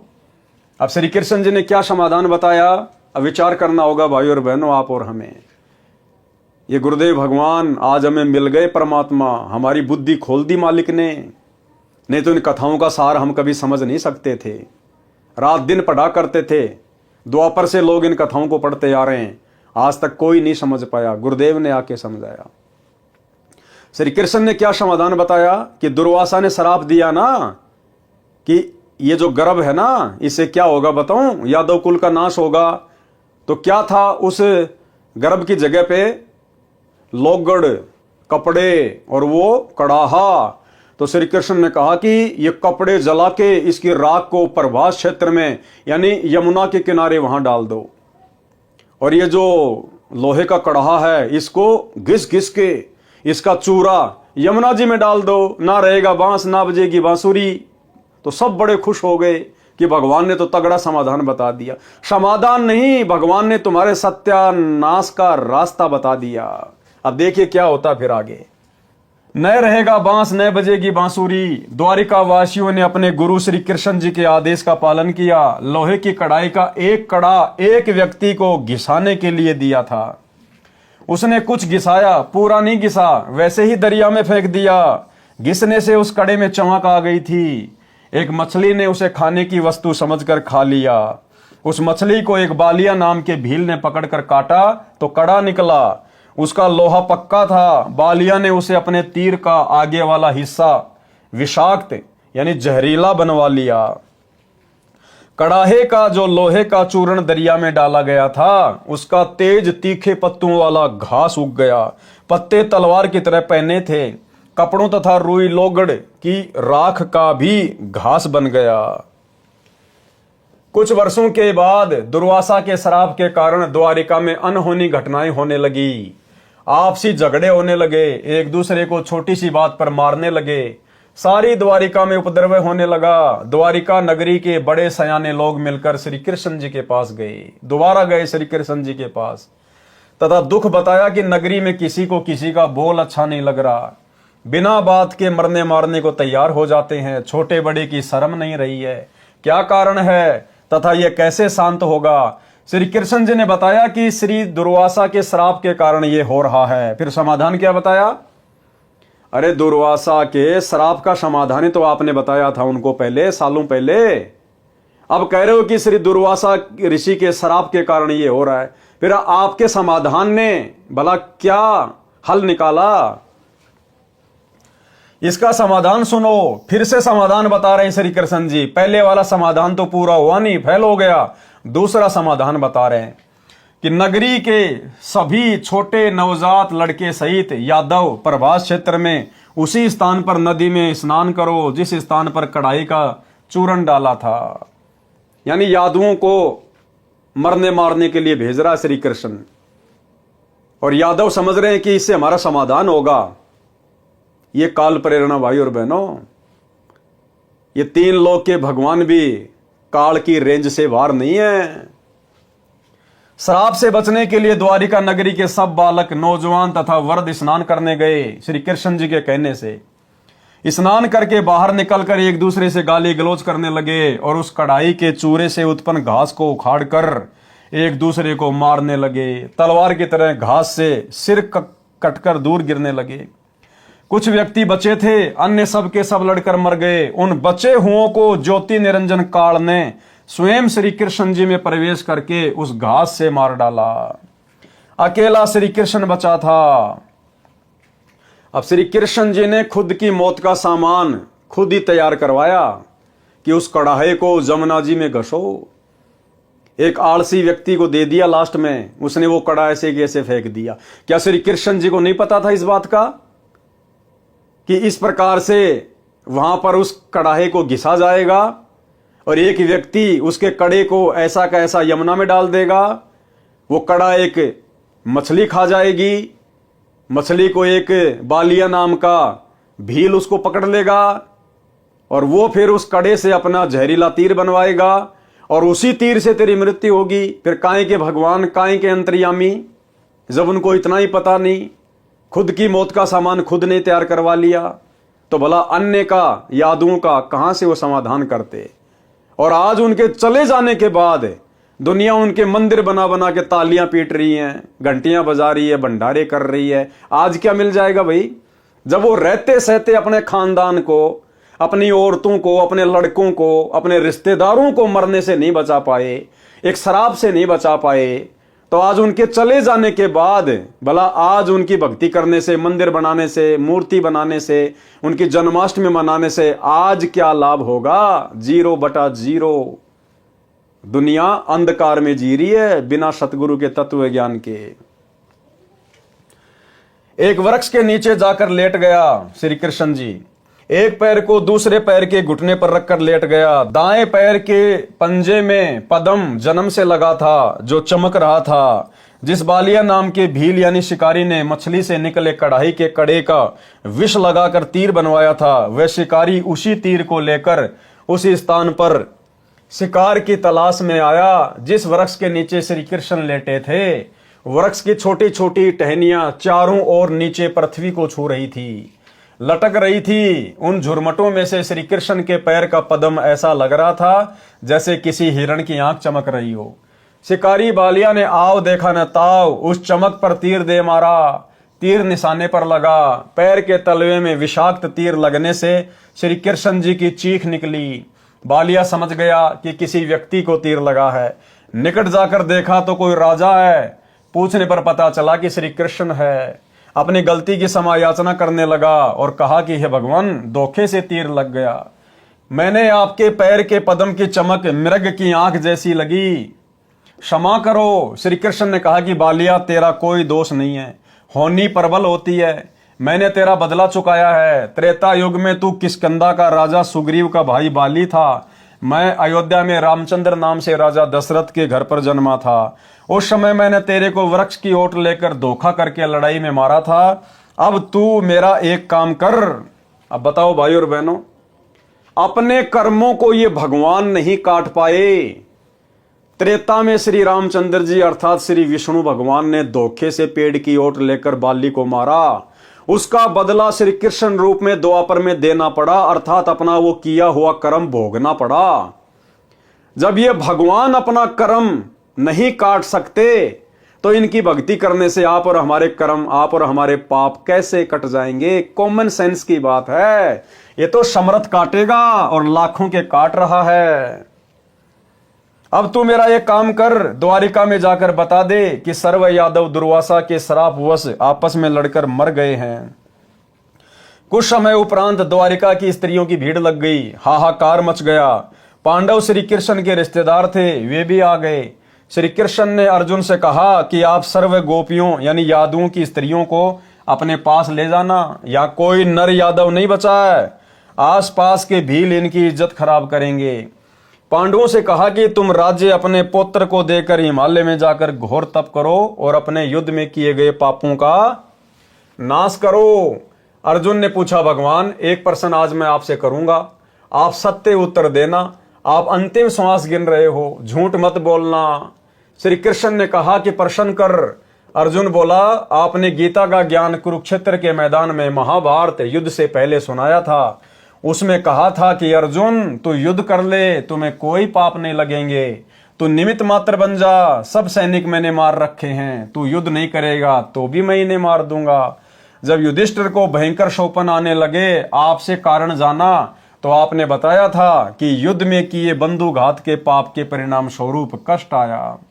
समाधान यज्ञ करना बताया। उस समय मैं आपसे विवाद नहीं कर सका क्योंकि भाई की जिंदगी का सवाल था। आज फिर आपने वही जख्म हरा कर दिया। इतनी झूठ बोलकर हमारा नाश किस लिए करवाया? कौन से जन्म का बदला लिया? श्री कृष्ण ने कहा, अर्जुन तुम मेरे अजीज हो, होनहार बलवान होती है। गीता में क्या कहा उसका मुझे कोई ज्ञान नहीं, आप मेरी आज्ञा का पालन करो। ये कहकर श्री कृष्ण जी मर गए। अपने रिश्तेदारों का भी समाधान नहीं कर पाए, सर्व यादवों का सत्यानाश कर दिया। अब बहुत सारे भाई बहन कहते हैं कि जब सारे 56 करोड़ यादव मर गए थे, फिर ये वर्तमान के यादव कहां से आ गए? तो इसका समाधान भी गुरुदेव ने बताया, अन्यथा कोई सोच भी नहीं सकता। और गुरुदेव ने कहा केवल 56 करोड़ यादव मरे थे नर, औरतें नहीं मरी थी उस शराब से। उन औरतों के गर्भ में जो बच्चे थे, आगे चलकर उनसे यादव कुल धीरे धीरे फिर चला है। पांचों पांडवों व साथ गए नौकरों ने मिलकर सब यादवों का अंतिम संस्कार किया। कुछ एक के शव दरिया में परवाह कर दिए। श्री कृष्ण ने कहा था कि मेरे शरीर को जलाकर बची हुई अस्थियां व राख को एक लकड़ी के संदूक में डालकर दरिया में बहा देना। पांडवों ने वैसा ही किया। वो संदूक समुद्र में चला गया, फिर उड़ीसा प्रांत के अंदर जगन्नाथपुरी के पास बहता हुआ चला गया। उड़ीसा के राजा इंद्रदमन को शौपन में श्री कृष्ण ने दर्शन देकर, श्री कृष्ण ने नहीं, इस कबीर परमात्मा ने दर्शन देकर कहा कि एक संदूक समुद्र में इस स्थान पर है, उसमें मेरे शरीर की अस्थियां तथा राख हैं, उसको निकालकर उसी किनारे पर उन अस्थियों को जमीन में दबाकर ऊपर एक सुंदर मंदिर बनवा दे। ऐसा किया गया, जो जगन्नाथ नाम से मंदिर प्रसिद्ध है। 4 पांडव पहले चले गए, अर्जुन को गोपियों को लेकर आने को छोड़ गए।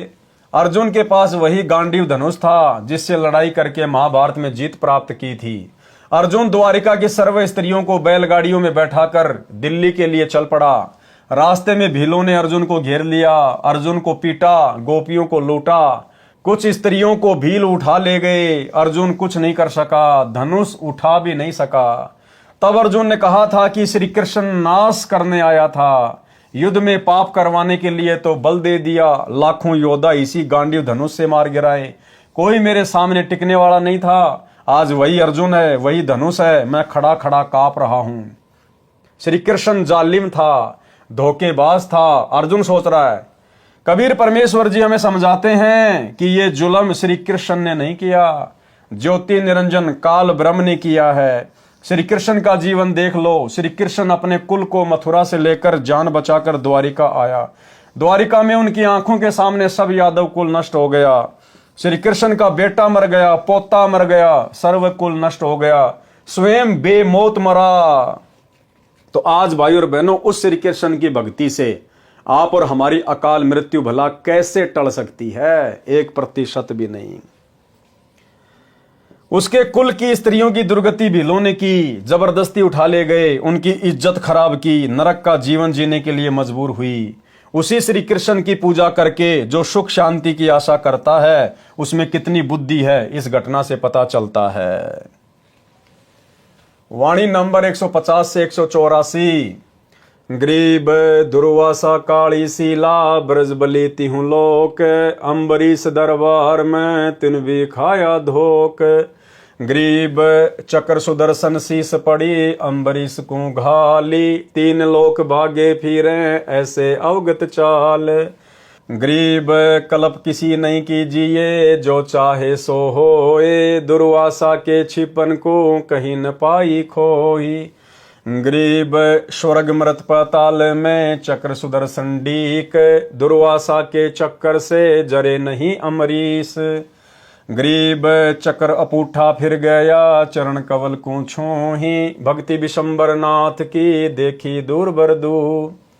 गरीब कोटि बजर को फूक दे चक्र सुदर्शन चूर, भक्ति वत्सल भगवान से रह पैड़ 10 दूर।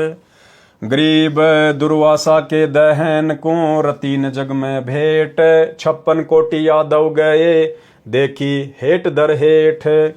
गरीब शाग पत्र से छिक गए देखी भक्ति की रीति, जरे मरे नहीं तासते सतगुरु शब्द अतीत। गरीब अम्बरीश असला असल भक्ति मुक्ति का रूप, निश्वासर पद में रहे जहाँ छाया नहीं धूप। गरीब राजा के जोगी गए दुर्वासा ऋषि देव, चक्र चलाया घूर कर नहीं लई ऋषि सेव। गरीब दुर्वासा के शीस को चाल्या चक्र अचान, त्रिलोकी में ताश गमी कहीं न देऊं जान। गरीब श्वेत लोक विष्णु पूरी दुर्वासा चली जाए, तहाँ कबीर विष्णु रूप धरी कीनी देख सहाय। गरीब कृष्ण गुरु कसनी हुई और बचेगा कौन, 3 लोक भागे फिरे भर में 14 भुवन। गरीब भक्ति द्रोह ना कीजिए भक्ति द्रोह मम दोष, शिव ब्रह्मा नारद मुनि जिन्हें जरावे ठोक। गरीब भक्ति द्रोह रावण किया हिरणाकुश हिरणानाच, नारायण नरसिंह भये मम भगता है साच। गरीब मम भगता मम रूप है मम भगता मम प्राण, पंडु सताए कौरवा दुर्योधन क्षयोमान। गरीब मम भगता मम प्राण है मम भगता मम देह, हिरणाकुश के उदर को पारत नहीं संदेह। गरीब मम भगता मम प्रिय है नहीं दुनी से काम, राजा प्रजा रीति सब ये नहीं जाने राम। गरीब मम भगता के कारण रचे सकल भंडार, वाल्मीक ब्रह्मलोक में शंख कला उद्गार। गरीब रावण बाली बिहंडिया मम द्रोही मम जार, सीता सती कलंक क्या पदम 18 भार। गरीब मम द्रोही से ना बचूं छल बलो हनु प्राण, 52 हो बलि कह गए रया दोहू का मान। गरीब मम दोई मम साल है मेरे जन का दूत, कोटि जुगन काटोती से करूं जंगल का भूत।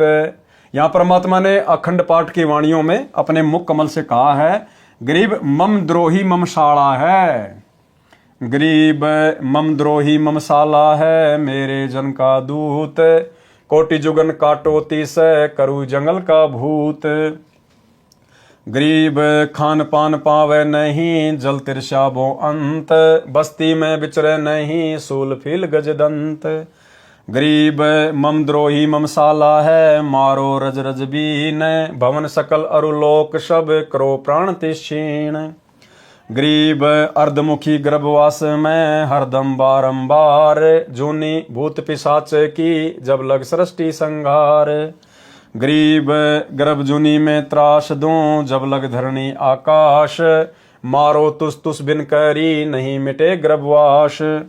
गरीब प्राण निक दूं तास के 86 सृष्टि संजोग, संत 57 कल्प युग तासिर दीर्घ रोग।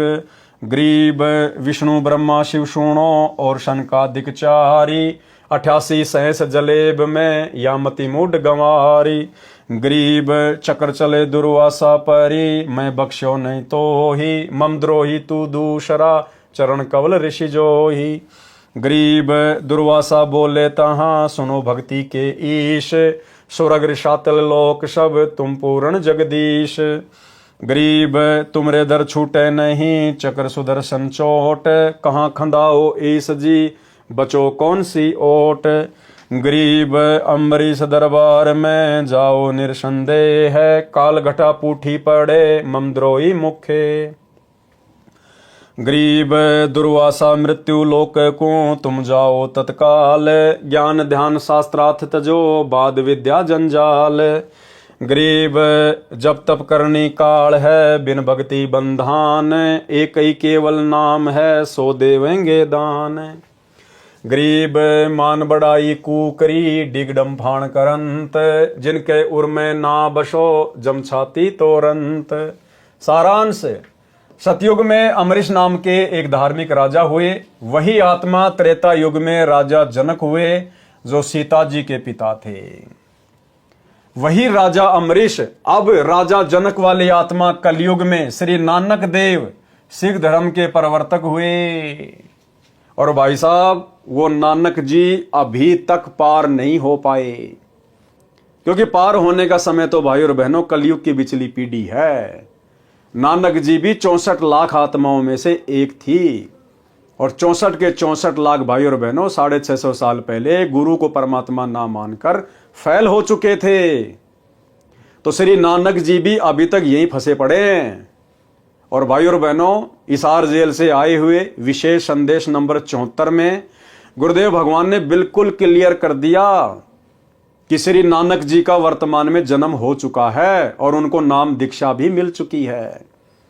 परमात्मा ने उस आत्मा का जिक्र किया कि सतयुग में वो राजा अमरीश था, त्रेता में राजा जनक था, और 650 साल पहले बाबा नानक के रूप में जन्मा। और अब वर्तमान में अगर अब परमात्मा उसको शरण में ना लेता तो फिर से 84 में जाता। गुरुदेव कह रहे हैं अब यदि वर्तमान में परमात्मा उनको शरण में ना लेता, उनको नाम ना देता, तो 84 में जाता। तो भाई और बहनों, नानक जी की आत्मा अभी भी यही फंसी पड़ी है, क्योंकि ये कलयुग की बिचली पीढ़ी का टाइम ही मोक्ष का मेन टाइम है। अब है वो समय, अब परमेश्वर उन सभी आत्माओं को पुनः मौका देंगे मानव जन्म देकर। किसी भाई बहन को शंका ना हो जाए, कहीं उस गुरुद्रोही की तरफ ध्यान चला जाए जो वर्तमान में गुरुद्रोही की भूमिका में है। संजय दिल्ली वाला पूर्णतया अपने आप को ही परमात्मा मान चुका है, तत्वदर्शी संत मान चुका है कि मैं नानक जी की आत्मा हूं। नानक जी की आत्मा को परमात्मा इस कलयुग की बिचली पीढ़ी में गुरु पद देने के लिए, पाखंड में उलझाने के लिए जन्म नहीं देगा, भक्ति के लिए जन्म देगा। उसके अंदर तो किसी प्रेत की आत्मा है जो सारे उससे उल्टे कर्म करवा रही है, उसको गुरुद्रोही की पदवी पे लाके छोड़ दिया। नानक की आत्मा परमेश्वर की शरण में आ चुकी है। गुरुदेव ने इस 74 नंबर की ऑडियो में बिल्कुल क्लियर कर दिया है, एक बार सुन लीजिए। 3 लोक का राज जय जीव को कोई दे, लाख बधाई क्या करे जय नहीं नाम तेने। जैसे राजा अमरीश राजा थे और वो भक्ति ना करी तो करनी चाहिए थी, मर गया, राज छूट गया। कोई पुण्य शेष रह रहे थे, फिर राजा जनक बन गया। भक्ति से फिर बाबा नानक बन गया। अरीब जब नाम ना मिलता तो 84 में जाते, और फिर ये जीवन भी ऐसे नष्ट हो जाता। अरीब जब नाम ना मिलता तो 84 में जाते, और फिर ये जीवन भी ऐसे नष्ट हो जाता। अरीब जब नाम ना मिलता तो 84 में जाते, और फिर ये जीवन भी ऐसे नष्ट हो जाता। तो भाई और बहनों, क्लियर हो गया। परमात्मा ने उसके सारे जन्म गिना दिए, नानक जी वाला जन्म भी बता दिया कि फिर उसको नानक जी का जन्म मिला। और अब वर्तमान में यदि परमात्मा उसको नाम ना देते, उसको शरण में ना लेते, तो 84 में जाता। इसका मतलब वर्तमान में वो आत्मा जन्म ले चुकी है और गुरुदेव भगवान की शरण में आकर अपनी भक्ति कर रही है। राजा अमरीश के इष्ट देव श्री विष्णु जी थे, किसी गुरु जी से दीक्षा लेकर साधना करते थे। राजा अमरीश भक्ति को प्राथमिकता देते थे, उनके लिए अन्न जल का संयम रखते थे कि मन भक्ति में लगे। भगत अमरीश ने महीने के आहार का नियम बना रखा था, वे प्रतिदिन 1 रोटी कम खाते थे। उस समय मानव शरीर लंबा चौड़ा होता था, मानव की लंबाई 100 फुट के आसपास होती थी। इसके अनुसार मोटाई भी अधिक होती थी, भोजन की खुराक भी अधिक होती थी। गुरु जी ने एकादशी का व्रत रखना भी भक्ति कर्म बता रखा था। अमरीश को वेद ज्ञान भी था, उनकी आत्मा मानती थी कि व्रत रखना वेद में नहीं लिखा है। गुरु को भी नाराज नहीं करना चाहा, इसलिए अपने आहार को इस प्रकार नियमित किया कि एकादशी को भोजन न करना पड़े। जैसे एक दिन में पेट भरने के लिए सामान्य तौर पर 11 रोटी भोजन करते थे, तो उसको प्रतिदिन इस तरह कम करते थे कि एकादशी को बिल्कुल न खाना पड़े। जैसे कृष्ण पक्ष की अमावस्या को रोटी व अन्य सब्जी खाते थे, तो प्रतिदिन एक रोटी व उसी अनुसार सब्जी भी कम कर देते थे। तो एकादशी को कुछ नहीं खाते थे, फिर इसी तरह प्रतिदिन एक एक रोटी बढ़ाते थे। यह प्रति महीने का क्रम था। एक बार एकादशी को ऋषि दुर्वासा जी राजा अम्बरीश के दरबार में आए। राजा ने ऋषि जी का आदर सत्कार किया, भोजन के लिए निवेदन किया। ऋषि दुर्वासा ने कहा कि भोजन तैयार करवाओ, तब तक मैं दरिया पर स्नान करके आता हूं। ऋषि जी को लौटने में देरी हो गई। राजा अम्बरीश के गुरुजी ने राजा को व्रत समापन करने को कहा। अम्बरीश ने विचार किया कि ऋषि दुर्वासा के आने पर ही जल आचमन करूंगा, परंतु ऋषि नहीं आए। गुरुजी ने एकादशी समाप्त होने से पहले जल का आचमन अम्बरीश को करवा दिया। ऋषि दुर्वासा लौटे तो अम्बरीश से कहा कि आप भी हमारे साथ बैठकर खाना खाओ।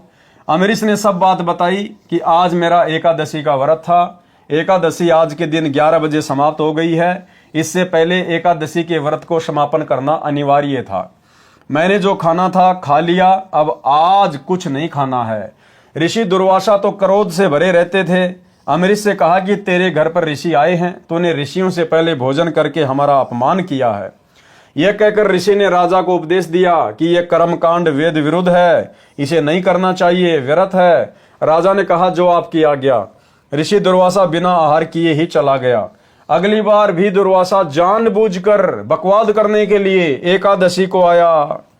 राजा ने उसी तरह एकादशी का व्रत समापन किया। ऋषि जानबूझकर उस दिन और देर से स्नान करके आए। खाने के समय राजा के साथ बैठकर भोजन करने का आदेश दिया। राजा ने वही व्यवस्था बताई कि मैंने एकादशी के व्रत का समय पर उद्यापन करना था, आज भोजन नहीं खा सकता, क्षमा करो, आप भोग लगाओ और हमें कृतार्थ करो। ये उत्तर राजा का सुनकर ऋषि दुर्वासा आग बबूला होकर बोला, मैंने तुझे एकादशी का व्रत न करने को कहा था, आपने मेरा अपमान किया है। राजा ने कहा कि ऋषि जी, मैं व्रत नहीं रखता, ये तो अंजल का संयम बनाकर साधना करता हूं। परंतु ऋषि दुर्वासा ने सुदर्शन चक्र को आदेश दिया कि राजा का सिर काट दे।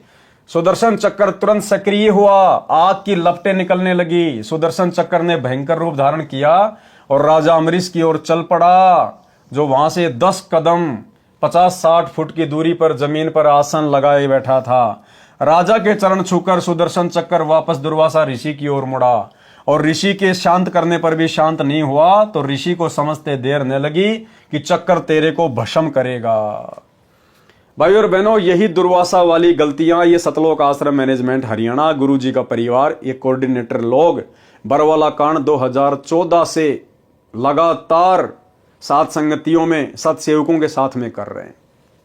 भाई हम अपनी सात संगतियां रख रहे हैं, हम भगत भाई बहन मिलकर अपने गुरु को इष्ट मानकर भोग लगा रहे हैं, हम भाई बहन मिलकर शंका समाधान करते हैं, गुरु के ज्ञान पे चर्चा करते हैं, गुरु की महिमा करते हैं, भंडारा करते हैं।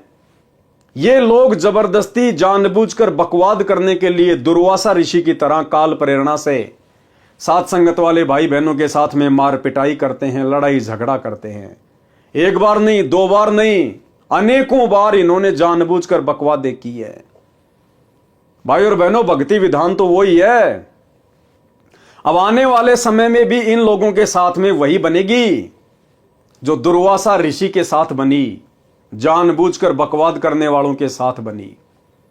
हम कोई गुरुजी के परिवार के घर में जाके साथ संगतियां नहीं करते, हम इनके आश्रमों में जाके साथ संगतियां नहीं करते, हम इन आश्रम वालों को बुलाते भी नहीं, लेकिन जबरदस्ती काल प्रेरणा से ये लोग साथ संगति में व्यवधान डालने के लिए दुर्वासा की तरह आ टपकते हैं। तो भाई और बहनों, ये जानबूझकर बकवाद करते हैं और आने वाले समय में भक्ति विधान अनुसार इनके साथ में वही बनेगी जो दुर्वासा के साथ में बनी। क्या कहा परमात्मा ने आगे? तो ऋषि को समझते देर न लगी कि चक्कर तेरे को भस्म करेगा। अपने प्राणों की रक्षा के लिए पहले अपने इष्ट देव श्री शिव जी के पास गए, सब बात बताई तथा रक्षा की प्रार्थना की। श्री शिव जी से भी सुदर्शन चक्र शांत नहीं हुआ, तो ऋषि से कहा कि भाग भाग, हमें भी मरवाएगा। ऋषि दुर्वासा श्री ब्रह्मा जी के पास गया, वहां से भी भगा दिया और बताया कि विष्णु के पास जा, अम्बरीश विष्णु का भगत है। दुर्वासा को भी पता था, इसलिए वहां नहीं जाना चाहता था, परंतु मरता क्या न करता वाली बात सामने थी। ऋषि दुर्वासा सिद्धि से उड़े जा रहा था श्री विष्णु के रूप में। अब देखो वहां कौन बैठे थे श्री विष्णु के रूप में? श्री विष्णु के रूप में परमात्मा पूर्ण ब्रह्म। कौन? सतगुरु रामपाल जी भगवान, ये कबीर देव 33 करोड़ देवताओं की सभा लगाए हुए थे। परमात्मा को सब पता था कि दुर्वासा विष्णु के पास जाएगा, इसलिए विष्णु के सभा स्थल से 10 योजन दूर, एक योजन में 4 कोस होती हैं, एक कोस में 3 किलोमीटर यानी 120 किलोमीटर दूर लीला करने के लिए सभा लगाए हुए थे। परमात्मा भगत की महिमा बनाते हैं। ऋषि दुर्वासा कभी पीछे मुड़कर सुदर्शन चक्कर की ओर देख रहा था कि कितना दूर पीछे है, तो कभी आगे को देखकर उड़ा जा रहा था। जैसे भगवान शंकर भस्मासुर को देख देख कर आगे की ओर भगा जा रहा था। परमात्मा के दरबार में पृथ्वी पर चलकर दौड़कर गया। तब परमात्मा ने पूछा कि ऋषि जी कैसे स्पीड खींच रखी है, यह सुदर्शन चक्कर तेरे पीछे पीछे किस कारण से लगा है? भाई और बहनों, सुकर्मी पतिव्रता के अंग की वाणी। और फिर परमात्मा ने समाधान बताया उसको कि भैया मेरे भगत के साथ में अगर बकवाद करोगे तो तुम्हारा यही असर होगा, और वापस जाओ, मेरे भगत से समायाचना करो, उसके पैर पकड़ो, नाक रगड़ो, तब तुम्हें इस कर्म दंड से माफी मिलेगी, नहीं तो तेरा सुदर्शन चक्कर गर्दन उतारेगा तेरी। अब वो मरता क्या ना करता, अब उसको विश्वास भी नहीं हो रहा था कि भगवान मैं भी आपका पुजारी, अम्बरीश भी आपका पुजारी, फिर ये सुदर्शन चक्कर अम्बरीश ही कैसे शांत करेगा यदि आप नहीं कर रहे तो। लेकिन परमात्मा ने तो अपने भगत की महिमा बनानी थी। सुकर्मी पतिव्रता के अंग की वाणी से, वाणी नंबर 95। गरीब बूझे बिशंबर नाथ, चक्कर क्यों चोट चलाई, क्या गुस्ताखी कीनी, कथा मोहे बेग सुनाई। अर्थात परमात्मा ने विष्णु रूप में ऋषि दुर्वासा से पूछा कि सुदर्शन चक्कर ने आपके ऊपर आक्रमण किस कारण से किया, शीघ्र बताओ क्या शरारत की है। दुर्वासा ने बताया, वाणी नंबर 96 से 100। गरीब अम्बरीश मृतलोक बसै, एक राजा सूचा, करे एकादश व्रत, ज्ञान कछु अधिक ऊंचा। गरीब हम कीन्या ब्रह्म ज्ञान, उन्हें सरगुण उपदेशा, छाड़ एकादश व्रत, कहा हम लग्या अंदेशा। गरीब हम दीन्या चक्कर चलाई, काटी सिर इसका लीजे, ओ चक्कर पग छूही उलट करी, दिग्विजय कीजे। गरीब हम भागे भय खाई, चक्कर छूटे गए नारा, 3 लोक में गवन किए, राखे नहीं किने अधारा। गरीब अब आए तुम पास, जान राई जानत सोई, हमको ल्यो छिपाई, चक्कर मारे नहीं मोही। सारांश, मृत लोक यानी पृथ्वी के ऊपर अम्बरीश नाम का एक सच्चा सुचा राजा निवास करता है। वह एकादशी का व्रत करता है, परंतु उसका ज्ञान उत्तम है। सारी सच्चाई बता दी वहां तो उसने। मैंने उनको ज्ञान समझाया और कहा कि आप एकादशी का व्रत त्याग दो, परंतु राजा अपनी बात को ऊपर रखते हुए अपना ज्ञान बोलने लगा। इससे मुझे क्रोध आ गया। मैंने सुदर्शन चक्कर को आज्ञा दी कि राजा अम्बरीश का सिर काट दे। सुदर्शन चक्कर चला और राजा के चरण छूकर उल्टा मेरे को मारने के लिए चल पड़ा। मैं डरकर भागा, तीनों लोकों में रक्षा के लिए गया, परंतु किसी ने शरण नहीं दी। हे जानी जान, अब मैं आपकी शरण में आया हूं, मेरे को छुपा लो, सुदर्शन चक्कर मुझे मारे ना, मेरी रक्षा करो।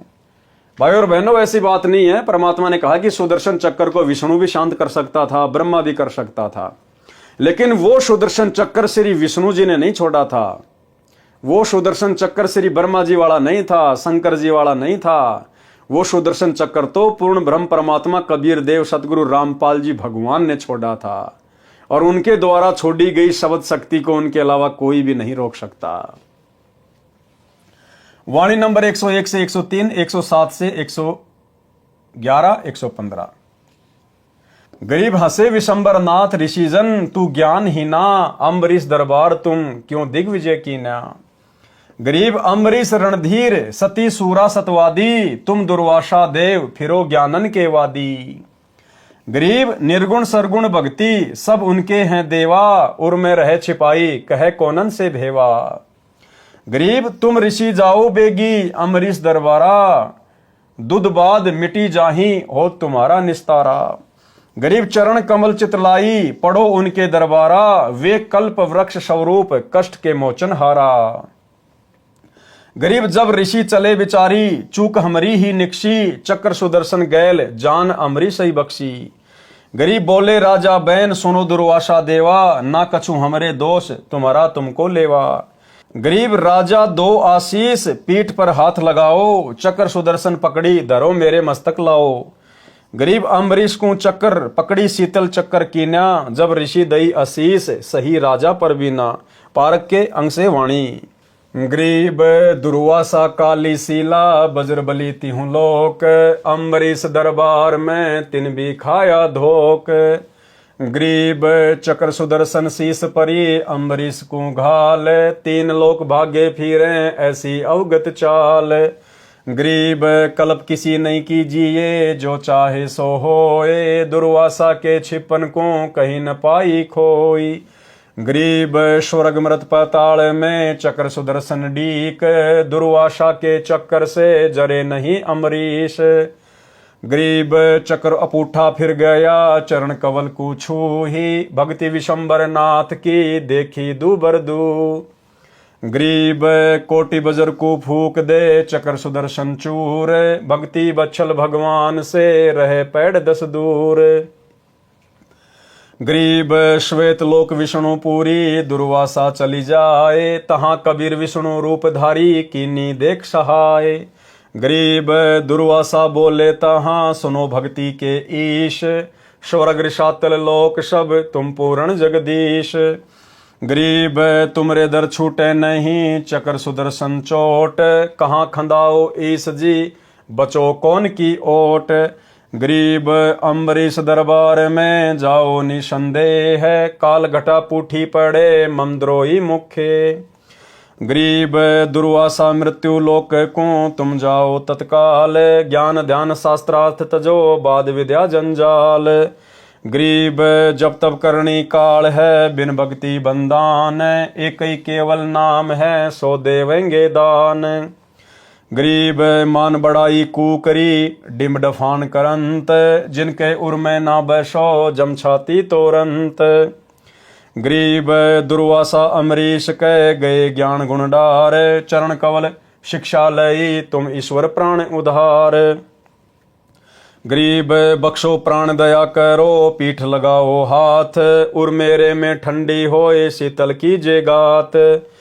गरीब अम्बरीश में के तहाँ बीन से बदन खुलास, तुम ऋषि मेरे प्राण हो मैं हूँ तुमरा दास।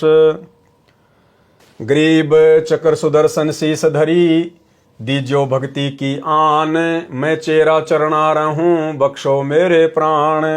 गरीब चक्र सुदर्शन पकड़ कर अम्बरीश बैठाए, दुर्वासा पर मेहर करी चलो भक्ति के भाई।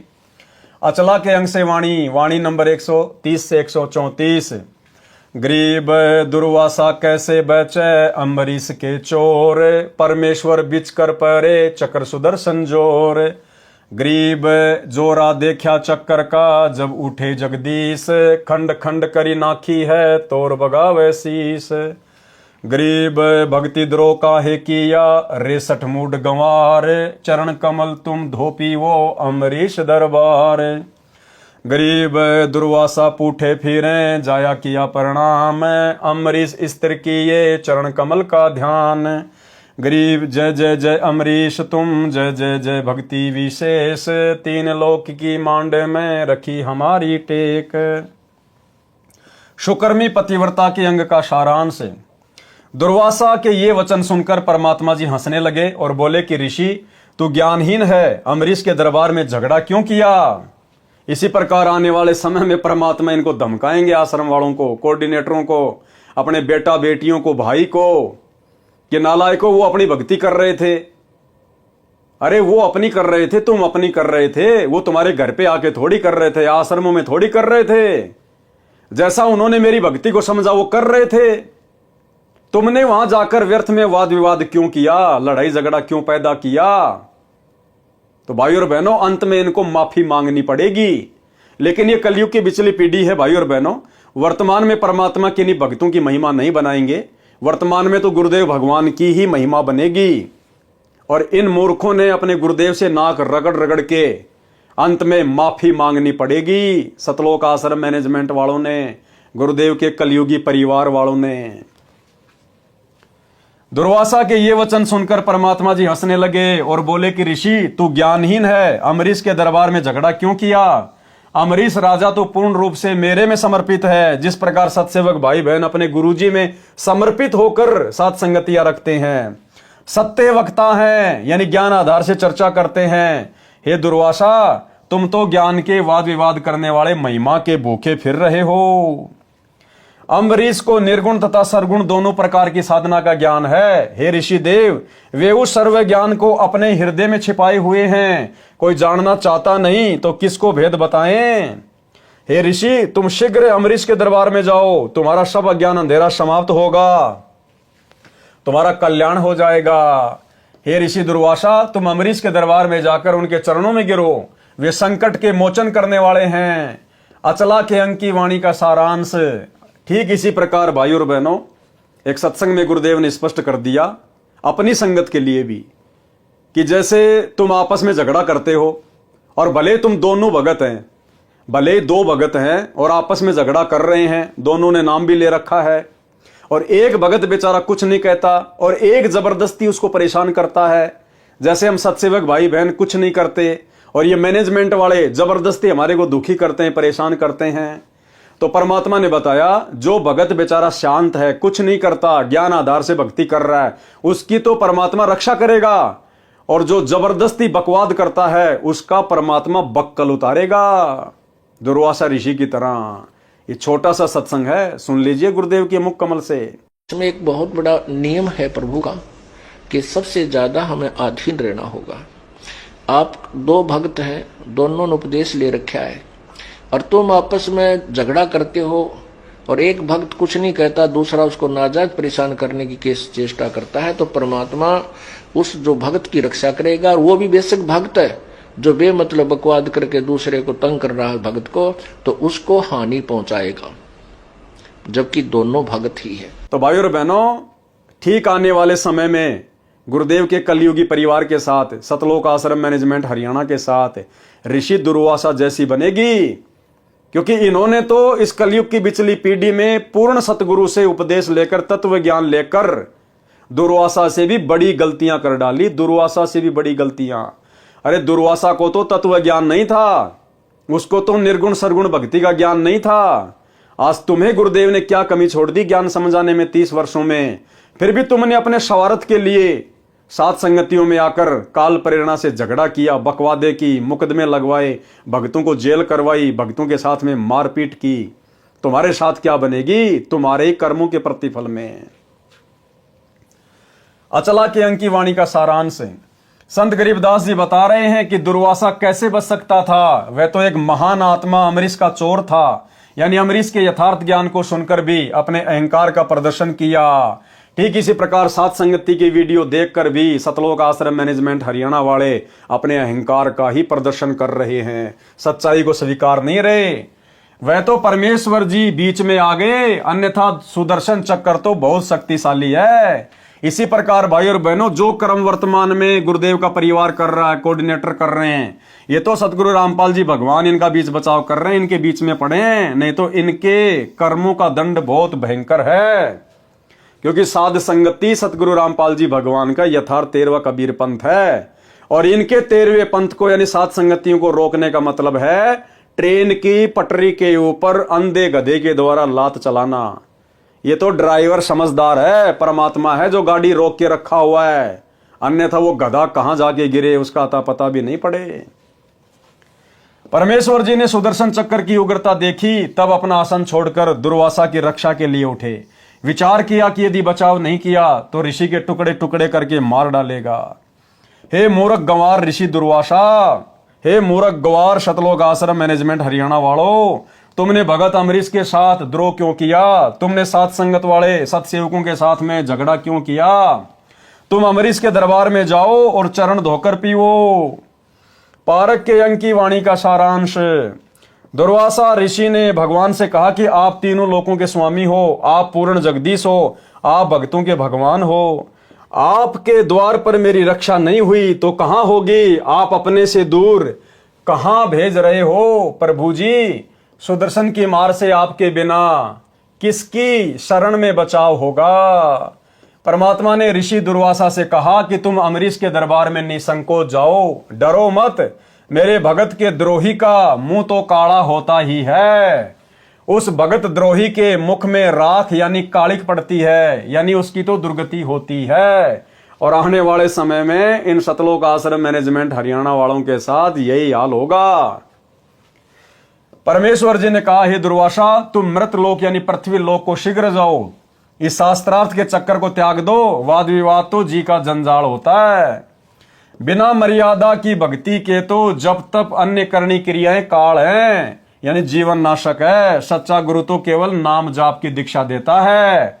सच्चा गुरु स्टेडियम नहीं बनवाता, हॉस्पिटल नहीं खुलवाता, राजनीति नहीं करवाता, गुंडों की सीबीआई जांच नहीं करवाता, आरक्षणों में भक्तों को नहीं बैठाता, जाटों के भवन नहीं बनवाता, गांव वालों के लिए रोडे नहीं बनवाता, एम्बुलेंस नहीं चलवाता।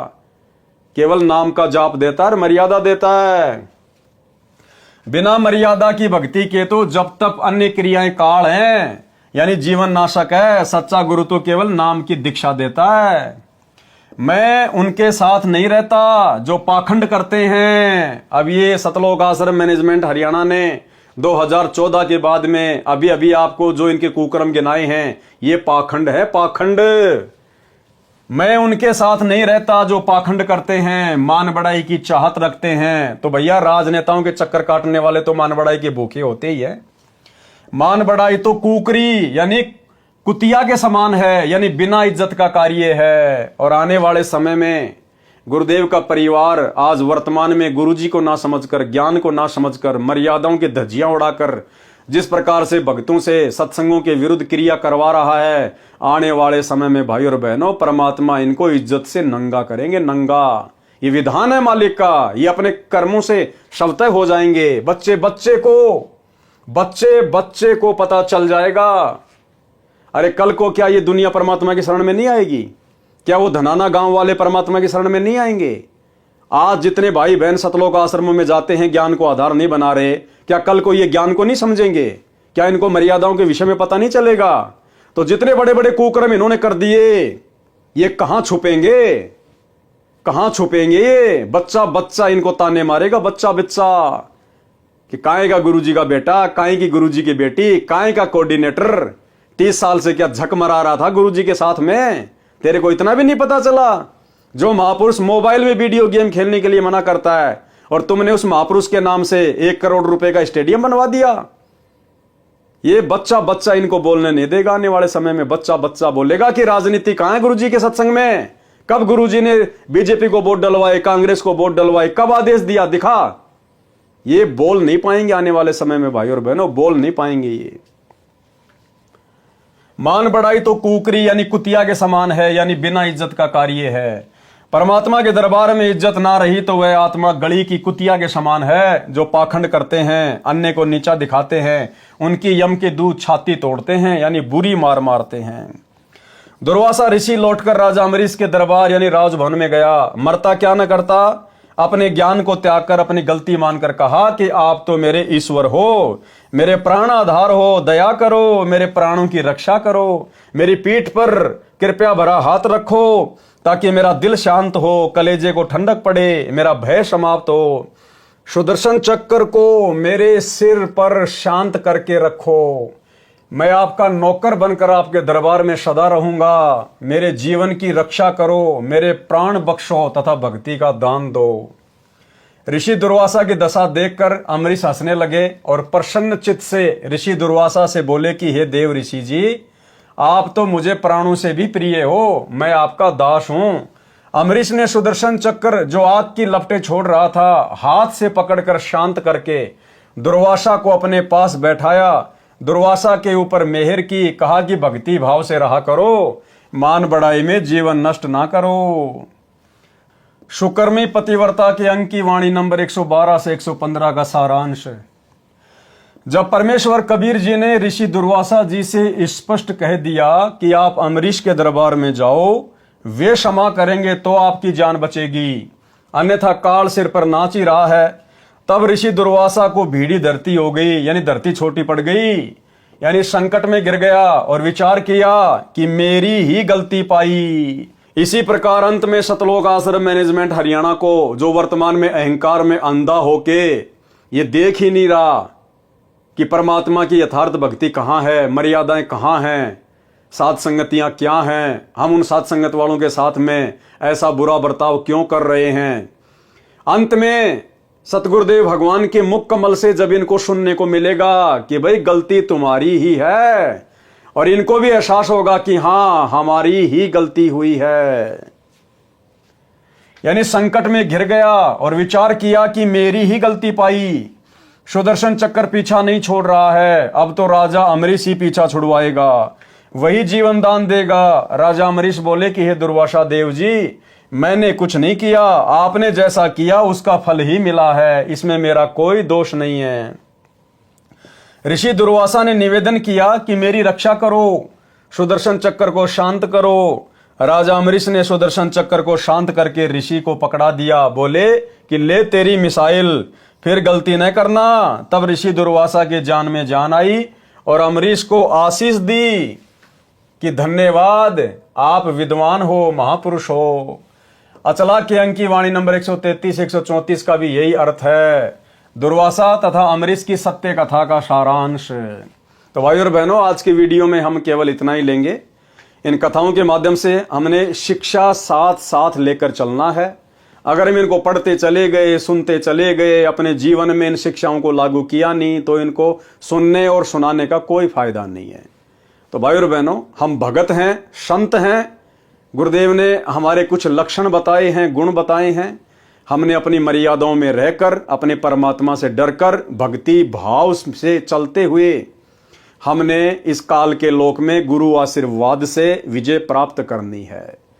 यानी हमने हर स्थिति में ज्ञान को आधार बनाकर एक भगत के लक्षण अपने ऊपर धारण करके गुरुदेव को प्रसन्न करना है। अगर मोक्ष प्राप्त करना है तो सीधा सीधा पॉइंट है कि अपने गुरु को प्रसन्न रखो। आपकी किसी भी क्रिया से गुरु दुखी ना हो जाए। जिन बातन से गुरु दुख पावे उन बातों को दूर भगावे। हमने उन कर्मों से हमेशा दूरी बना के रखनी है जिन कर्मों से, जिन अमर्यादित हरकतों से हमारे गुरुदेव नाराज हों, रुष्ट हों, उनको चोट पहुंचे। तो हमने तो मोक्ष प्राप्त करना है, इसलिए तो हम इतना सब कुछ प्रयत्न कर रहे हैं। और यदि हमने मर्यादा तोड़ दी, भगत के लक्षण धारण किए नहीं, दुर्वासा की तरह हो गए, सतलोक आश्रम मैनेजमेंट हरियाणा वालों की तरह बिहेव करने लग गए, तो फिर क्या बनेगी हमारे साथ में अंत में? किया कर्म तो दे देगा परमात्मा, राजा बना देगा, महाराजा बना देगा, देव बना देगा, लेकिन मोक्ष तो नहीं हुआ। मोक्ष नहीं हुआ तो फिर 84, फिर ये कष्ट, समस्याएं यूं की यूं खड़ी रहेंगी। तो भाई और बहनों, हमने तो हर हाल में सहन करते हुए आगे बढ़ना है। जैसे हमारे गुरुदेव भगवान एक भगत की भूमिका करते हुए सबकी गालियां, सबकी मार पिटाई, सबके लांछन, सबके व्यंग, ताने, जेल सहन करते हुए निरंतर भक्ति मार्ग पर आगे बढ़ रहे हैं। हमने भी उसी प्रकार से अपने गुरु के भक्ति वाले जीवन को देखते हुए निरंतर आगे की ओर बढ़ना है, नीची गर्दन करके अपने आप को मृत जानकर। तब गुरु हमसे प्रसन्न होंगे। तो भाई और बहनों, आज की वीडियो में केवल इतना ही। कल रात्रि 8 बजे फिर से सभी भाई बहन लाइव जुड़िए। तब तक गुरुदेव भगवान हम सबको आज्ञा दें, इजाजत दें, आशीर्वाद दें। बंदी छोड़ सतगुरु रामपाल जी भगवान की जय हो।